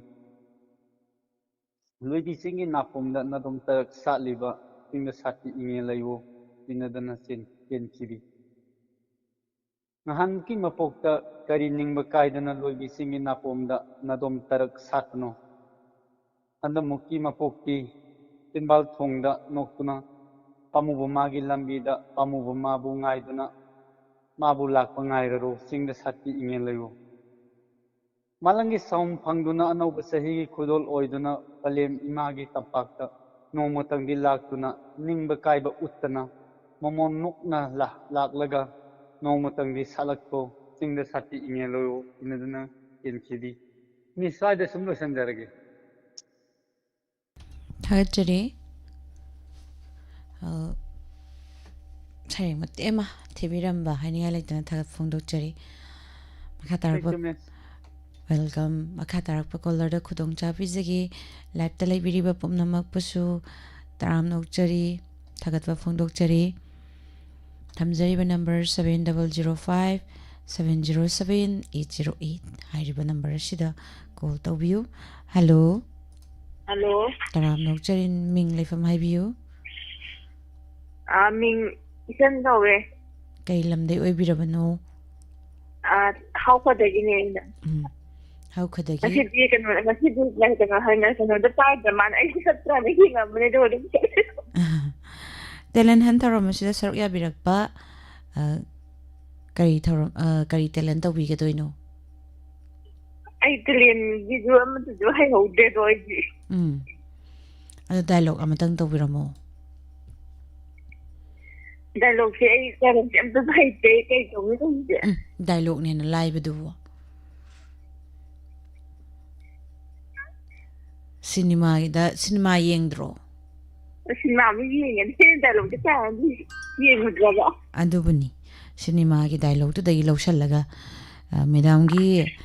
husbando. Ipure betuda. The women da. Dum tower as yay.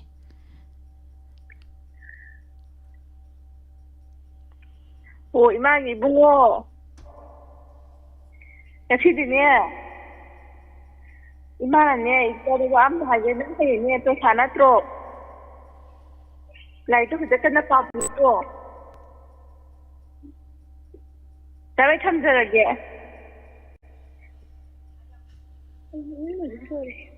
Ay, hamang sambalay. Tagatjari. Dalong mati mo to biramba.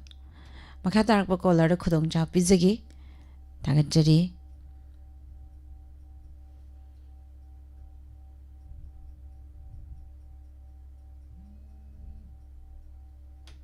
Hello. Hello. Taram nokchari ming lai from Highview.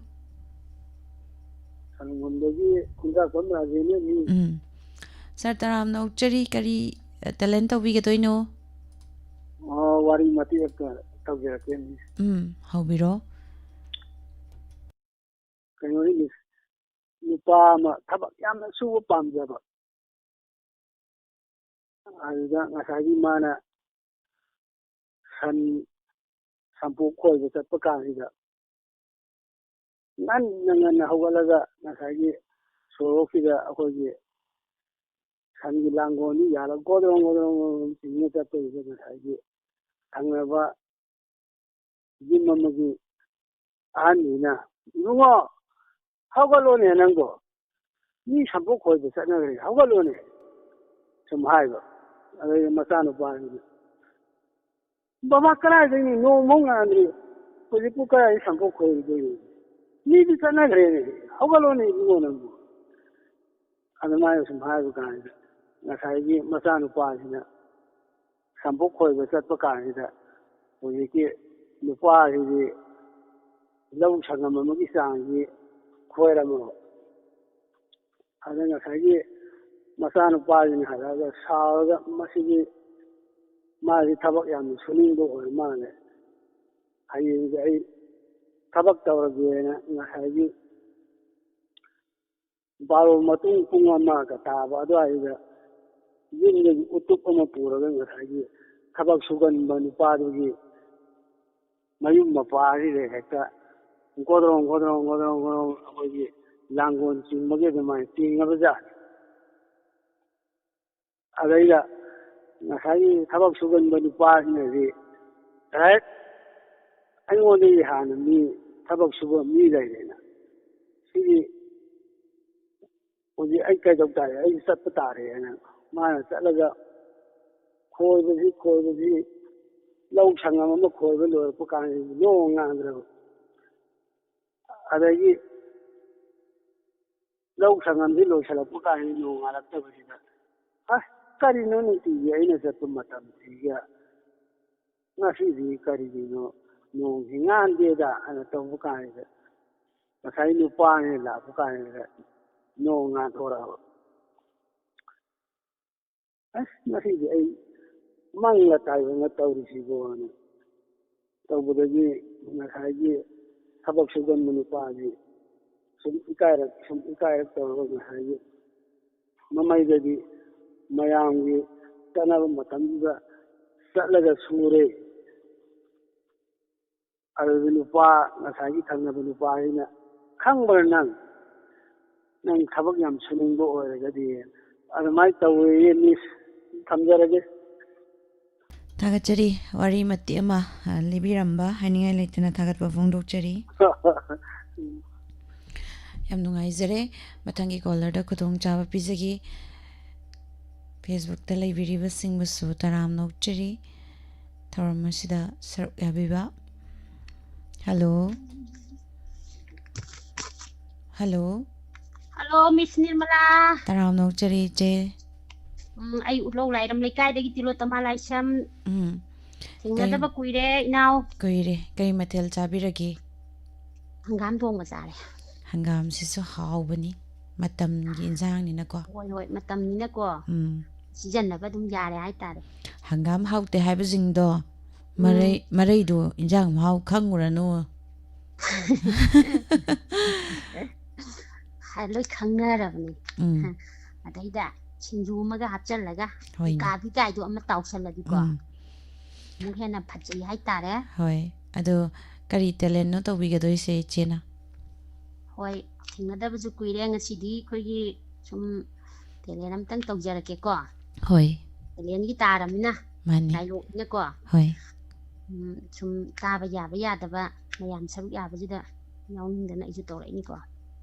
ꯍꯧꯔꯛꯑꯒꯦꯀꯣ ꯍꯧꯕꯤꯔꯣ ꯑꯩꯅ ꯍꯥꯏꯗꯔꯕ ꯑꯩꯈꯣꯏꯗꯤ ꯐꯤꯌꯥꯂꯕꯤ ꯑꯃꯅ ꯊꯥ 3 ꯁꯤꯖꯤꯟꯅꯔꯦꯅ ꯌꯦꯁꯂꯦꯂꯦꯒꯤ ꯑꯃꯅ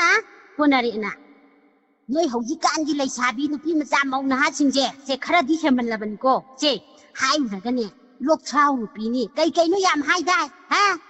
ꯍꯧꯖꯤꯛꯇꯤ ꯀꯔꯤ ꯁꯥꯔꯦ ꯅꯃꯥꯏꯗꯣ ꯑꯃꯥꯡꯕꯗ ꯅꯣꯡꯂꯤꯛꯅ ꯊꯣꯝꯕꯗꯧ ꯇꯧꯔꯦꯗꯅ ꯅꯪ ꯑꯩꯉꯣꯟꯗ ꯌꯥꯝ ꯀꯔꯦꯝꯅꯔꯛꯀꯅꯨꯀꯣ ꯑꯩꯅ ꯐꯖꯕ ꯍꯥꯏꯕꯁꯦ ꯅꯈꯣꯏꯒꯤꯁꯨ ꯅꯃꯥꯏꯅ ꯈꯪꯕ꯭ꯔꯥ ꯑꯩꯈꯣꯏ ꯁꯥꯏꯒꯤꯁꯨ ꯃꯃꯥꯟꯅꯕ ꯃꯌꯥꯝ ꯃꯃꯥꯡꯗ ꯑꯩꯅ ꯐꯖꯕꯁꯦ ꯆꯥꯎꯊꯣꯛꯆꯔꯤꯕꯅꯦꯕ ꯅꯣꯏꯅ ꯈꯪꯗꯅ ꯌꯥꯝ ꯉꯥꯡꯂꯛꯀꯅꯨ ꯍꯥꯏꯁꯤꯅꯤ ꯐꯖꯔꯦꯅꯦ ꯍꯧꯖꯤꯛꯇꯤ ꯐꯖꯔꯦꯕ ꯌꯣꯡꯃꯤꯂꯥꯀꯤ ꯇꯩꯕꯗꯒꯤ ꯅꯃꯥꯏꯗꯣ ꯌꯣꯡꯒꯤ ꯃꯃꯥꯏꯅꯕꯨ ꯍꯦꯟꯅ ꯅꯥꯜꯂꯦ ꯀꯩꯊꯦꯜꯗ ꯆꯠꯍꯧꯕꯤ ꯆꯍꯤ ꯃꯃꯥꯏ ꯇꯥꯗꯕꯤ ꯑꯉꯥꯎꯕꯤ ꯑꯗꯨꯅꯁꯨ ꯍꯦꯟꯅ ꯃꯃꯥꯏ ꯅꯥꯜꯂꯦꯕ ꯍꯧꯖꯤꯛꯇꯤ ꯅꯣꯏ ꯁꯥꯏꯗꯨꯅ ꯄꯥꯝꯗ꯭ꯔꯦ ꯇꯣꯛꯅꯔꯁꯤ ꯍꯥꯏꯔꯛꯑꯕꯔ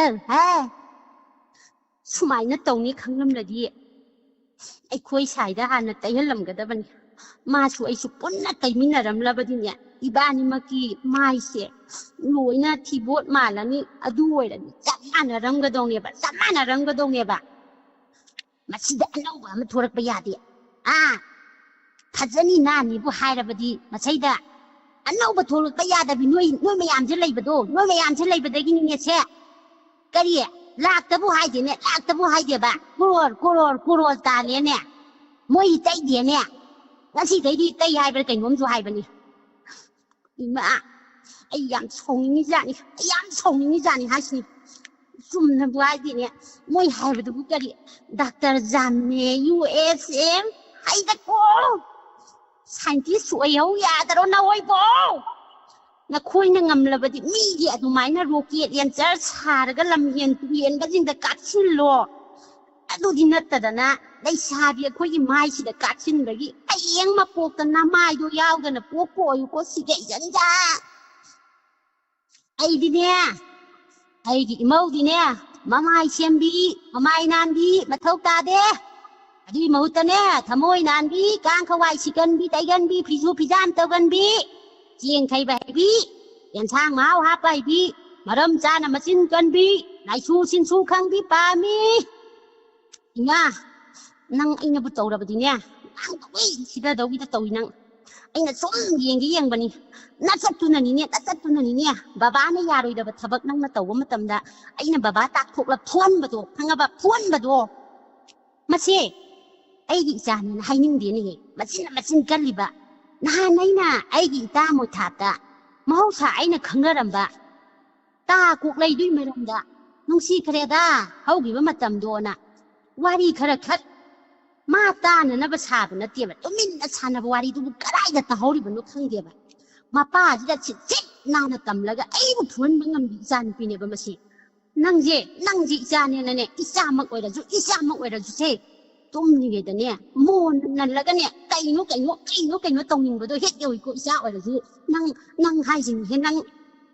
ꯃꯤꯁ ꯅꯤꯃꯂꯥ ꯏꯆꯦ ꯌꯥꯝ ꯐꯖꯅ ꯇꯧꯕꯤꯔꯛꯈ꯭ꯔꯦ ꯊꯥꯒꯠꯆꯔꯤ ꯊꯥꯒꯠꯆꯔꯤ ꯇꯥꯕꯤꯔꯤꯕ ꯌꯦꯡꯕꯤꯔꯤꯕ ꯂꯥꯏꯚ ꯆꯥꯠꯇ ꯂꯩꯕꯤꯔꯤꯕ ꯃꯌꯥꯝꯕꯨꯁꯨ ꯇꯤꯂꯣꯇꯃꯥ ꯂꯥꯏꯁꯝꯅ ꯑꯃꯨꯛꯀ ꯍꯟꯅ ꯈꯨꯔꯨꯝꯖꯔꯤ ꯑꯗꯨ ꯀꯅꯥꯅ ꯈꯪꯅꯤ ꯑꯗꯨꯃꯥꯏꯅ ꯇꯧꯔꯛꯀꯅꯤꯗꯤ ꯃꯤꯁ ꯅꯤꯃꯂꯥ ꯃꯊꯪꯒꯤꯗꯤ ꯏꯅꯥꯎꯒꯤꯗꯃꯛꯇ ꯅꯆꯦꯅ ꯁꯦꯝ ꯁꯥꯔꯒ ꯂꯣꯏꯔꯦ ꯏꯅꯥꯎꯅ ꯍꯦꯔꯣꯏꯟ ꯁꯣꯏꯗꯅ ꯑꯩ ꯀꯨꯝꯅꯅꯕꯒꯤꯗꯃꯛꯇ ꯁꯀ꯭ꯔꯤꯞ ꯏꯕ ꯂꯣꯏꯖꯔꯕꯅꯤꯀꯣ ꯔꯦꯗꯤꯗ ꯂꯩꯔꯕꯅꯤ ꯁꯥꯔꯒꯤ ꯑꯌꯥꯕꯗ ꯉꯥꯏꯔꯦꯀꯣ ꯁꯥꯔꯒꯤ ꯑꯆꯤꯟꯕ ꯑꯀꯣꯝꯕ ꯌꯦꯡꯉꯒ ꯃꯈꯥ ꯆꯠꯊꯔꯁꯤꯀꯣ ꯁꯨꯡꯁꯣꯏ ꯁꯣꯏꯗꯅ ꯍꯥꯏꯗꯣꯛꯈꯤꯕꯒꯤ ꯃꯇꯨꯡ ꯏꯟꯅ ꯃꯌꯥꯝꯁꯨ ꯇꯥꯕꯤꯌꯨ ꯅꯨꯡꯉꯥꯏꯕꯤꯌꯨ ꯃꯤꯁ ꯅꯤꯔꯃꯂꯥꯒꯤ ꯑꯩꯈꯣꯏꯒꯤ ꯄꯨꯛꯅꯤꯡ ꯊꯧꯒꯠꯄ ꯑꯣꯏꯅ ꯑꯩꯈꯣꯏꯒꯤ ꯍꯦꯔꯣꯏꯟꯒꯤ ꯔꯣꯜꯁꯦ ꯍꯟꯗꯛꯇꯤ ꯃꯉꯣꯟꯗ ꯁꯤꯟꯅꯔꯅꯤ ꯊꯦꯡꯛ ꯌꯨ ꯏꯆꯦ ꯊꯥꯒꯠꯆꯔꯤ ꯃꯤꯁ ꯅꯤꯔꯃꯂꯥꯕꯨꯁꯨ ꯊꯥꯒꯠꯆꯔꯤ ꯃꯈꯥ ꯇꯥꯔꯛꯄ ꯀꯣꯂꯔꯗ ꯈꯨꯗꯣꯡꯆꯥꯕ ꯄꯤꯖꯒꯦ ꯉꯁꯤꯒꯤ ꯇꯦꯂꯦꯟ ꯍꯟ ꯊꯧꯔꯝꯁꯤ ꯌꯥꯝꯅ ꯑꯗꯨꯝ ꯅꯨꯡꯉꯥꯏ ꯗꯥꯏꯂꯣꯛ ꯇꯧꯕꯤꯔꯝꯕꯁꯤꯡ ꯂꯣꯏꯅ ꯑꯗꯨꯝ ꯅꯨꯡꯉꯥꯏ ꯍꯜꯂꯣ ꯍꯜꯂꯣ ꯃꯤꯡ ꯂꯩꯐꯝ ꯍꯥꯏꯕꯤꯌꯨ ꯍꯩꯔꯣꯛꯀꯤ ꯃꯃꯥ ꯁꯅꯥꯇꯣꯝꯕꯤ ꯏꯃꯥꯌꯣ ꯁꯅꯥꯇꯣꯝꯕꯤ ꯃꯥꯜꯂꯦꯕ ꯑꯩꯅ ꯁꯨꯝ ꯍꯥꯏꯍꯟꯕꯅꯦ ꯑꯗꯣ ꯈꯤꯇꯪ ꯀꯜꯂꯞ ꯍꯥꯏꯕ ꯌꯥꯗꯕ꯭ꯔꯣ ꯋꯥꯁꯤꯕꯣ ꯍꯥꯏꯖꯔꯛꯀꯦ ꯀꯩꯗꯧꯕꯤꯗꯣꯏꯅꯣ ꯏꯃꯥꯌꯣ ꯁꯅꯥꯇꯣꯝꯕꯤ ꯗꯥꯏꯂꯣꯛ ꯇꯥꯔꯦ ꯍꯥꯏꯔꯕꯅꯤꯅ ꯗꯥꯏꯂꯣꯛꯇꯨ ꯀꯔꯤꯅꯣꯃ ꯑꯍꯩꯕ ꯑꯃ ꯍꯦꯛꯇ ꯇꯧꯖꯔꯛꯑꯒꯦꯀꯣ ꯍꯧꯕꯤꯔꯣ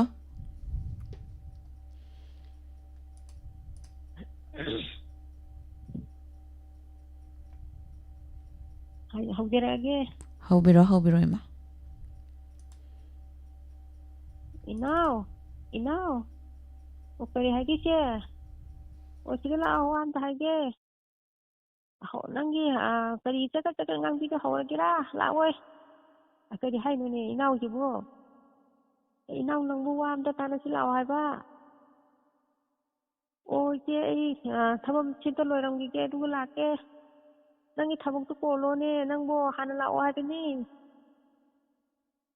ꯏꯅꯥꯎ ꯅꯪ ꯁꯤꯗ ꯊꯨꯅ ꯂꯥꯛꯑꯣ ꯅꯪ ꯑꯩ ꯑꯔꯨꯕ ꯋꯥꯅꯤ ꯍꯥꯏꯕ ꯏꯆꯦꯒꯤꯗꯤ ꯌꯥꯝ ꯂꯨꯔꯦ ꯍꯥꯏꯅ ꯀꯧꯔꯒꯅꯦ ꯍꯦꯛꯇ ꯀꯩꯅꯣ ꯎꯇ꯭ꯔꯥ ꯄꯇꯥ ꯑꯣꯏꯔꯝꯗꯣꯏꯅꯤ ꯁꯤ ꯌꯥꯔꯦ ꯍꯥꯏꯕꯤꯗ꯭ꯔꯁꯨ ꯇꯣꯛꯑꯣ ꯏꯅꯥꯎꯅꯦꯅ ꯋꯥ ꯑꯝꯇ ꯍꯥꯏꯒꯦ ꯍꯥꯏꯕꯁꯤꯗ ꯅꯍꯥꯛꯅ ꯌꯥꯗ꯭ꯔꯕ ꯅꯠꯇ꯭ꯔꯥ ꯐꯔꯦ ꯅꯆꯦꯅ ꯍꯥꯏꯕ ꯋꯥ ꯂꯧꯗ꯭ꯔꯕꯅꯤꯅ ꯅꯪ ꯃꯇꯨꯡꯗ ꯑꯩꯉꯣꯟꯗꯁꯨ ꯍꯥꯏꯔꯛꯑꯅꯨꯀꯣ ꯏꯆꯦ ꯍꯦꯛ ꯍꯥꯏꯔꯛꯑꯣ ꯏꯆꯦꯒ ꯑꯗꯨꯅꯤꯀꯣ ꯀꯔꯤꯅꯣ ꯍꯥꯏꯔꯣꯁꯦ ꯀꯔꯤ ꯍꯥꯏꯒꯦ ꯍꯥꯏꯅꯣ ꯏꯕꯦꯝꯃꯁꯦ ꯁꯤꯁꯦ ꯁꯤꯒꯤ ꯐꯤꯔꯣꯟꯁꯤꯇꯪ ꯑꯩ ꯈꯨꯠꯁꯤ ꯌꯥꯝ ꯅꯥꯔꯦꯕ ꯈꯨꯠ ꯉꯝꯗ꯭ꯔꯦ ꯁꯤꯗ ꯅꯣꯏꯊꯣꯛꯄꯤꯔꯝꯃꯣ ꯍꯥꯏꯒꯦ ꯇꯧꯕꯅꯦ ꯅꯨꯡꯉꯥꯏꯔꯦꯍꯦ ꯀꯩꯒꯤ ꯑꯩꯅ ꯏꯆꯦ ꯐꯤꯔꯣꯟꯗ ꯑꯩꯅ ꯑꯃꯨꯛ ꯅꯣꯏꯗꯣꯏꯕ ꯑꯩꯁꯨ ꯉꯝꯗꯦ ꯉꯝꯃꯣꯏ ꯐꯔꯦ ꯅꯪꯅ ꯍꯥꯏꯕꯩ ꯂꯧꯗ꯭ꯔꯕꯅꯤꯅ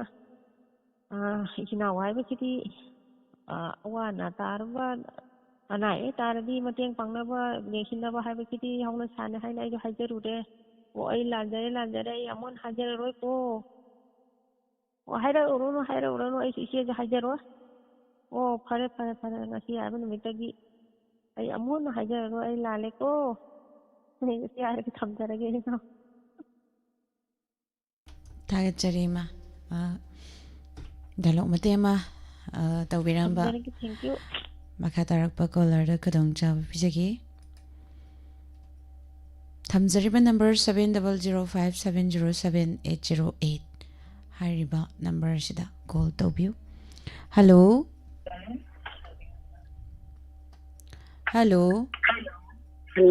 ꯇꯔꯥꯝꯅ ꯑꯣꯛꯆꯔꯤ ꯃꯤꯡ ꯂꯩꯐꯝ ꯍꯥꯏꯕꯤꯌꯨ ꯋꯥꯡꯕꯜꯗ ꯏꯃꯥ ꯃꯅꯤꯅꯤ ꯃꯃꯅꯤ ꯇꯔꯥꯝ ꯍꯣꯏ ꯃꯃꯅꯤ ꯇꯔꯥꯝꯅ ꯑꯣꯛꯆꯔꯤ ꯀꯔꯤ ꯃꯊꯦꯜ ꯆꯥꯕꯤꯔꯒꯦ ꯀꯔꯤ ꯃꯊꯦꯜ ꯆꯥꯕꯤꯔꯒꯦ ꯍꯪꯒꯥꯝ ꯊꯣꯡꯉꯦ ꯑꯂꯨ ꯀꯥꯡꯃꯦꯠ ꯑꯗꯨꯝ ꯇꯧꯔꯦ ꯉꯥꯆꯧ ꯈꯔ ꯉꯧꯔꯦ ꯍꯧꯔꯝꯃꯣꯏꯗ ꯁꯩꯔꯦꯡ ꯃꯆꯥ ꯑꯃ ꯇꯧꯔꯛꯀꯦ ꯑꯉꯥꯡ ꯑꯣꯏꯔꯤꯉꯩꯒꯤ ꯃꯄꯤ ꯂꯥꯏꯔꯤꯛꯀꯤ ꯍꯣꯏ ꯍꯧꯕꯤꯔꯣ ꯁꯣꯔꯣ ꯑꯉꯥꯡꯅ ꯁꯔꯥꯅꯣ ꯎꯞꯇꯨꯅ ꯔꯁꯩꯔꯣꯏ ꯇꯣꯡꯗꯨꯅ ꯔꯤꯍꯩ ꯄꯥꯛ ꯂꯥꯜꯂꯤ ꯂꯣꯏꯖꯔꯒꯦ ꯌꯥꯝ ꯍꯩꯇꯦꯗ ꯌꯥꯝ ꯍꯩꯍꯧꯗ꯭ꯔꯕꯣ ꯏꯃꯥ ꯍꯜꯂꯣ ꯏꯃꯥꯁꯦ ꯌꯥꯝ ꯍꯩꯍꯧꯗ꯭ꯔꯕ꯭ꯔꯣ ꯑꯗꯨꯒꯤꯗꯣ ꯔꯁꯩ ꯏꯔꯣꯏ ꯇꯣꯡꯗꯨꯅ ꯀꯩꯀꯩꯅꯣꯝ ꯍꯥꯏꯗꯥꯏꯅꯦ ꯀꯔꯤꯅꯣꯒ ꯍꯥꯏꯕꯅꯦ ꯑꯗꯣ ꯀꯥꯎꯊꯣꯛꯈ꯭ꯔꯦꯕ ꯊꯥꯒꯠꯆꯔꯤ ꯏꯃꯥ ꯊꯝꯃꯒꯦ ꯊꯦꯡꯀ꯭ꯌꯨ ꯊꯥꯒꯠꯆꯔꯤ ꯏꯃꯥ ꯃꯊꯪꯒꯤ ꯀꯣꯂꯔꯗ ꯈꯨꯗꯣꯡꯆꯥꯕ ꯄꯤꯖꯒꯦ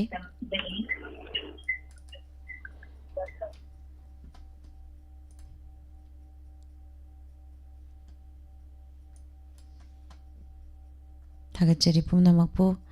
ꯂꯥꯏꯚ ꯆꯥꯠꯇ ꯂꯩꯕꯤꯔꯤꯕ ꯐꯦꯁꯕꯨꯛ ꯄꯦꯖꯀꯤ ꯗ ꯂꯩꯕꯤꯔꯤꯕ ꯄꯨꯝꯅꯃꯛ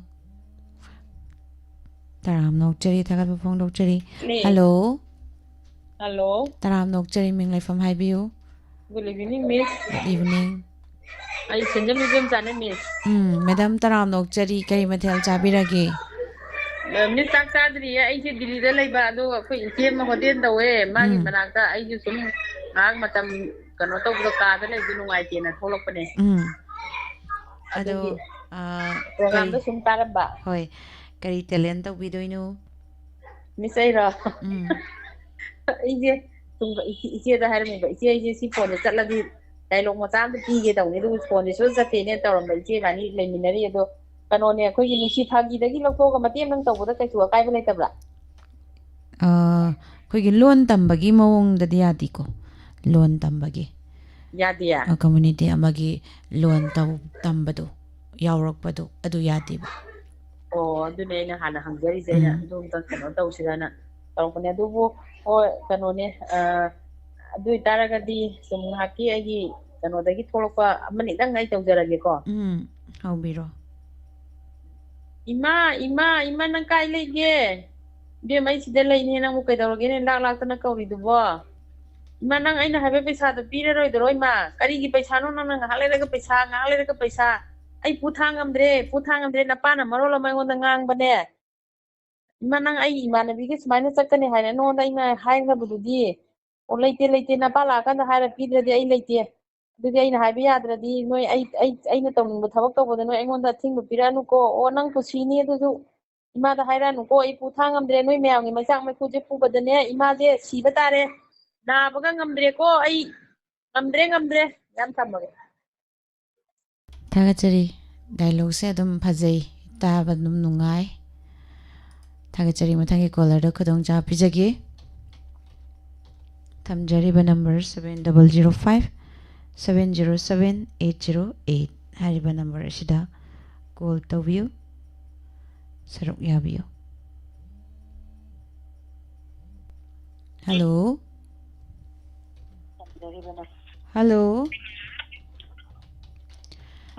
ꯃꯤꯁ ꯅꯤꯔꯃꯂꯥ ꯑꯗꯣꯝꯒꯤ ꯔꯦꯗꯤꯑꯣꯗꯣ ꯈꯤꯇꯪ ꯂꯩꯊꯕꯤꯌꯨꯀꯣ ꯂꯩꯊꯔꯦ ꯍꯜꯂꯣ ꯃꯤꯡ ꯂꯩꯐꯝ ꯑꯃꯇꯪ ꯍꯥꯏꯕꯤꯌꯨ ꯅꯣꯡꯄꯣꯛ ꯁꯨꯡꯃꯥꯏ ꯃꯈꯥ ꯂꯩꯀꯥꯏꯗꯒꯤ ꯄꯥꯕꯤ ꯃꯦꯗꯥꯝ ꯀꯔꯤ ꯃꯊꯦꯜ ꯆꯥꯕꯤꯔꯒꯦ ꯑꯩꯈꯣꯏꯒꯤꯗꯤ ꯂꯐꯨꯗꯔꯣ ꯏꯔꯣꯜꯂꯦ ꯃꯤꯁ ꯑꯗꯣ ꯂꯐꯨ ꯊꯔꯣ ꯏꯔꯣꯟꯕ ꯈꯛꯇꯪ ꯆꯥꯕ꯭ꯔꯣ ꯉꯥ ꯑꯇꯥꯎꯕ ꯕꯣꯔꯥ ꯍꯧꯕ ꯈꯣꯠꯄ ꯌꯥꯎꯗ꯭ꯔꯣ ꯉꯥꯇꯣꯡ ꯉꯥꯔꯤ ꯑꯈꯥꯕꯗꯣ ꯍꯧꯖꯤꯛꯁꯦ ꯂꯣꯛ ꯊꯨꯡꯕ ꯁꯤꯖꯟꯅꯤꯅꯅꯦ ꯍꯛꯆꯥꯡꯁꯦ ꯂꯣꯛ ꯊꯨꯡꯒꯦ ꯇꯧꯋꯦꯅ ꯑꯈꯥꯕꯗꯣ ꯉꯥꯔꯤ ꯄꯋꯥ ꯑꯃ ꯂꯧꯔꯦ ꯑꯈꯥꯕꯗꯣ ꯑꯗꯨꯒ ꯆꯥꯡꯃꯥꯏꯗ ꯉꯥꯜꯂꯦ ꯑꯗꯨꯃꯥꯏꯅ ꯇꯧꯔꯒ ꯆꯥꯏ ꯀꯩꯅꯣ ꯍꯥꯏꯁꯦ ꯂꯣꯛ ꯊꯨꯡꯒꯦ ꯇꯧꯋꯦꯅ ꯑꯈꯥꯕꯗꯣ ꯆꯥꯕ ꯍꯣꯏ ꯑꯈꯥꯕꯗꯣ ꯆꯥ ꯐꯩꯌꯦꯅ ꯈꯅꯥꯎ ꯅꯥꯕꯗꯣ ꯑꯈꯥꯕ ꯉꯥꯇꯣꯡ ꯉꯥꯔꯤ ꯑꯈꯥꯕꯗꯣ ꯆꯥ ꯐꯩꯌꯦꯅ ꯑꯩꯈꯣꯏ ꯃꯃꯥꯅ ꯑꯗꯨ ꯆꯥꯎ ꯐꯕꯅꯦꯅ ꯑꯗꯣ ꯀꯔꯤ ꯇꯦꯂꯦꯟ ꯇꯧꯕꯤꯗꯣꯏꯅꯣ ꯏꯁꯩꯗꯤ ꯌꯥꯗꯕ ꯏꯁꯩꯗꯤ ꯌꯥꯗꯦ ꯏꯁꯩ ꯌꯥꯗꯤꯌꯦ ꯗꯥꯏꯂꯣꯛ ꯁꯩꯔꯦꯡ ꯋꯥꯔꯦꯡ ꯃꯤꯃꯤꯀ꯭ꯔꯤ Miss Niramra Ibani Jangasina Hamani. Money. Can't talk us very. Dialogue You come with the company down there, right? Pangdo credo di kamay daw si. Ay nung ay ba pong to kaya dum ini dum nupi niya may tatorok. How biro. Dialogue to itaw jarag. Hoy. Mama, nasano pa do. Hajik po hawatri kari daw hay ba no ba mau ay khoi da da phatti hetan tai na ba ni. Ma nasano pa do ne kaya hay thabo ingang je mau je wa la ne thaba kha taw hay ji yo mama nasano pa je ai khoi na mau ai khoi na ngang ba di jin je kali da hay aduga mamang long gi che sakhi do nasano pa na ne pa cha lo ru ma ne kari daw ba lo ru ba no khan de lu pa taw wa lo roi thau la me Namam Zaman and a pico, Natan Pan, I shiki in the feeder, and Mama, Yumpan, but arrive at the Aina Shiki and I could sell like a lady, a duga mana, Mo Pudingi mana, a mother Mutanga, Kapui, Sunny Kapui, my dealing of Mara Yumpan, have a day hugging a day, Nasan Paje, Karawari, what I, Hana Ragane, Ipam, Megan, and what from the Yara, Miss Louisa. Tagachari, but the Amata Viramba. Oh. Thank you. Welcome. Makatar Pakola da Kudong Cha Fizaki. Tamzariba number 7005707808.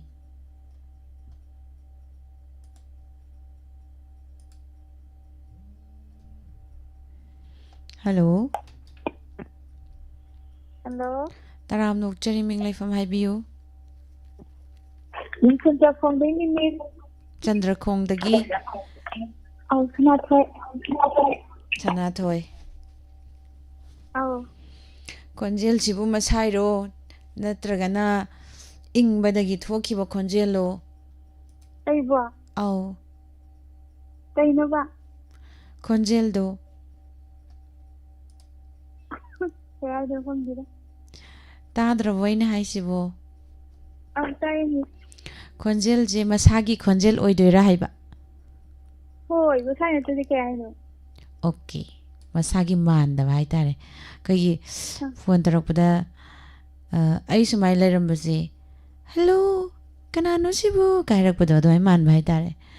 Ado tani ay nahangziray si. Ado, Madam si Chandra Khong dagini karimatel chabirage. Masigi hangam tani. Hangam matang ay giring asiri kamay tagdun ay hangba ay kaya jarak ay zoom hangam thongam dana yumda ko. Matam nila ba? Ado kari talent taw bidoy no. Nisi ay puyo hangga nasi thayre man tijara. Hoy how biro? How ra ni? Inglaba thajaki mai thongda kupin lagli nisi haytraba nongna ahingi Hajaraba Tabanbu, Mumsilaki, Tapna, Yengu, my face pudding, Karakrangalaki, Sandanjimangan, Miss Najaga. Tagachari, saying Matiama, Kadol Tambiramba, Hani I like the Tagachari.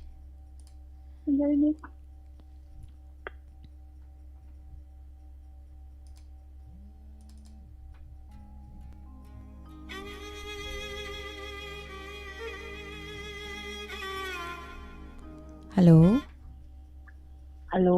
Taram Nuk Cheriming from Hibiu. Oh, I get on the ring. Lorian Bumdagi Maloida. Taram Nuk Cherima Karimatel Jabi Karimatel Hangam Jabiragi. I hangam Jazaya. Oh, I look on the Friday. And do Nick Karimatel Hangam Jari Zina. And then Makari Telenda, we get I know. I get Nupi Akimba, Nupana Pangua, I tare. Nupi, Nupa, Kama, the Pakon, Tijan, the Kena, Hanba. Radu Mati, Tiendi Tiele, Turkey. Hoy. Nipadina, Love Suva, Tampo, Takara, Karakpa. Hoy. ada nupijana takom ting sohan ngaba nupaje adaida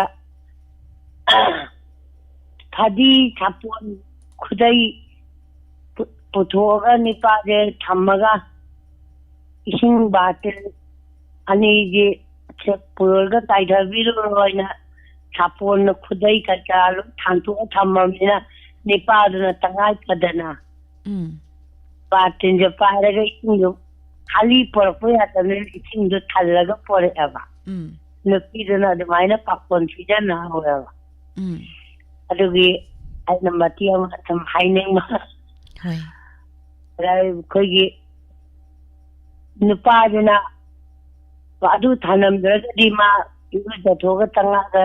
yare da nupijana mai chaba adu di tawba saraga nupijana singnina nipaji sing su allage khallaga batine thantu thambada nipajana karak pada khali lakodi yadabne inge soga pore ena haiba adu katang haigeta ichagi mata ubudo tawnang mandana tawpani haidana tawpana ke thagachari ma sanjage mathangi caller da khudong cha pijage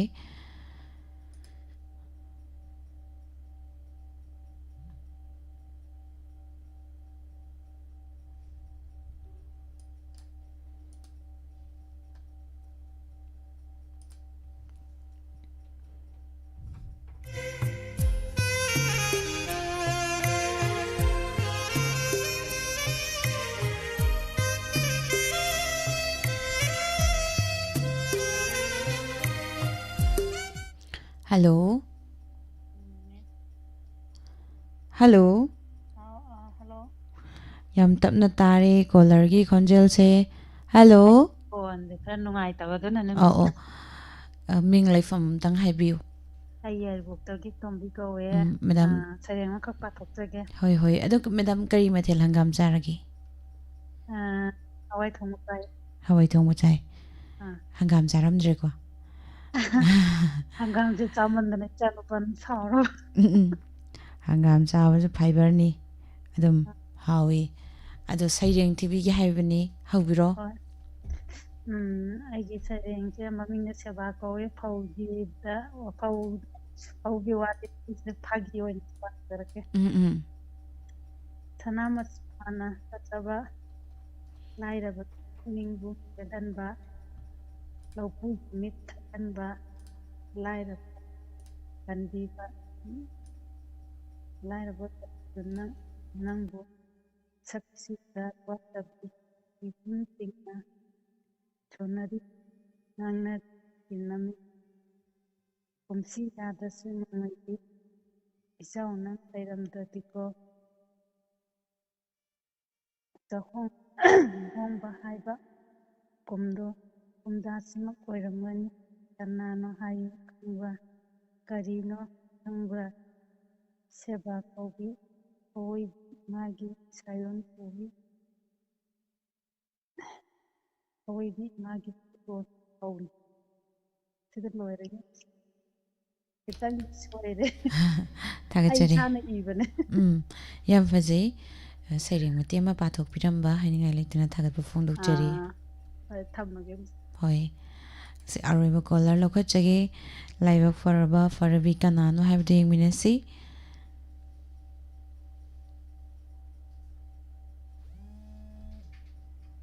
hello hello miss ai khangabok mai lekai dagi sabitri ningthaujamne madam taram nok chari kari mathel chabiragi ise delo mathenji hangam kangsoi ama hadini sak thinjo ma chare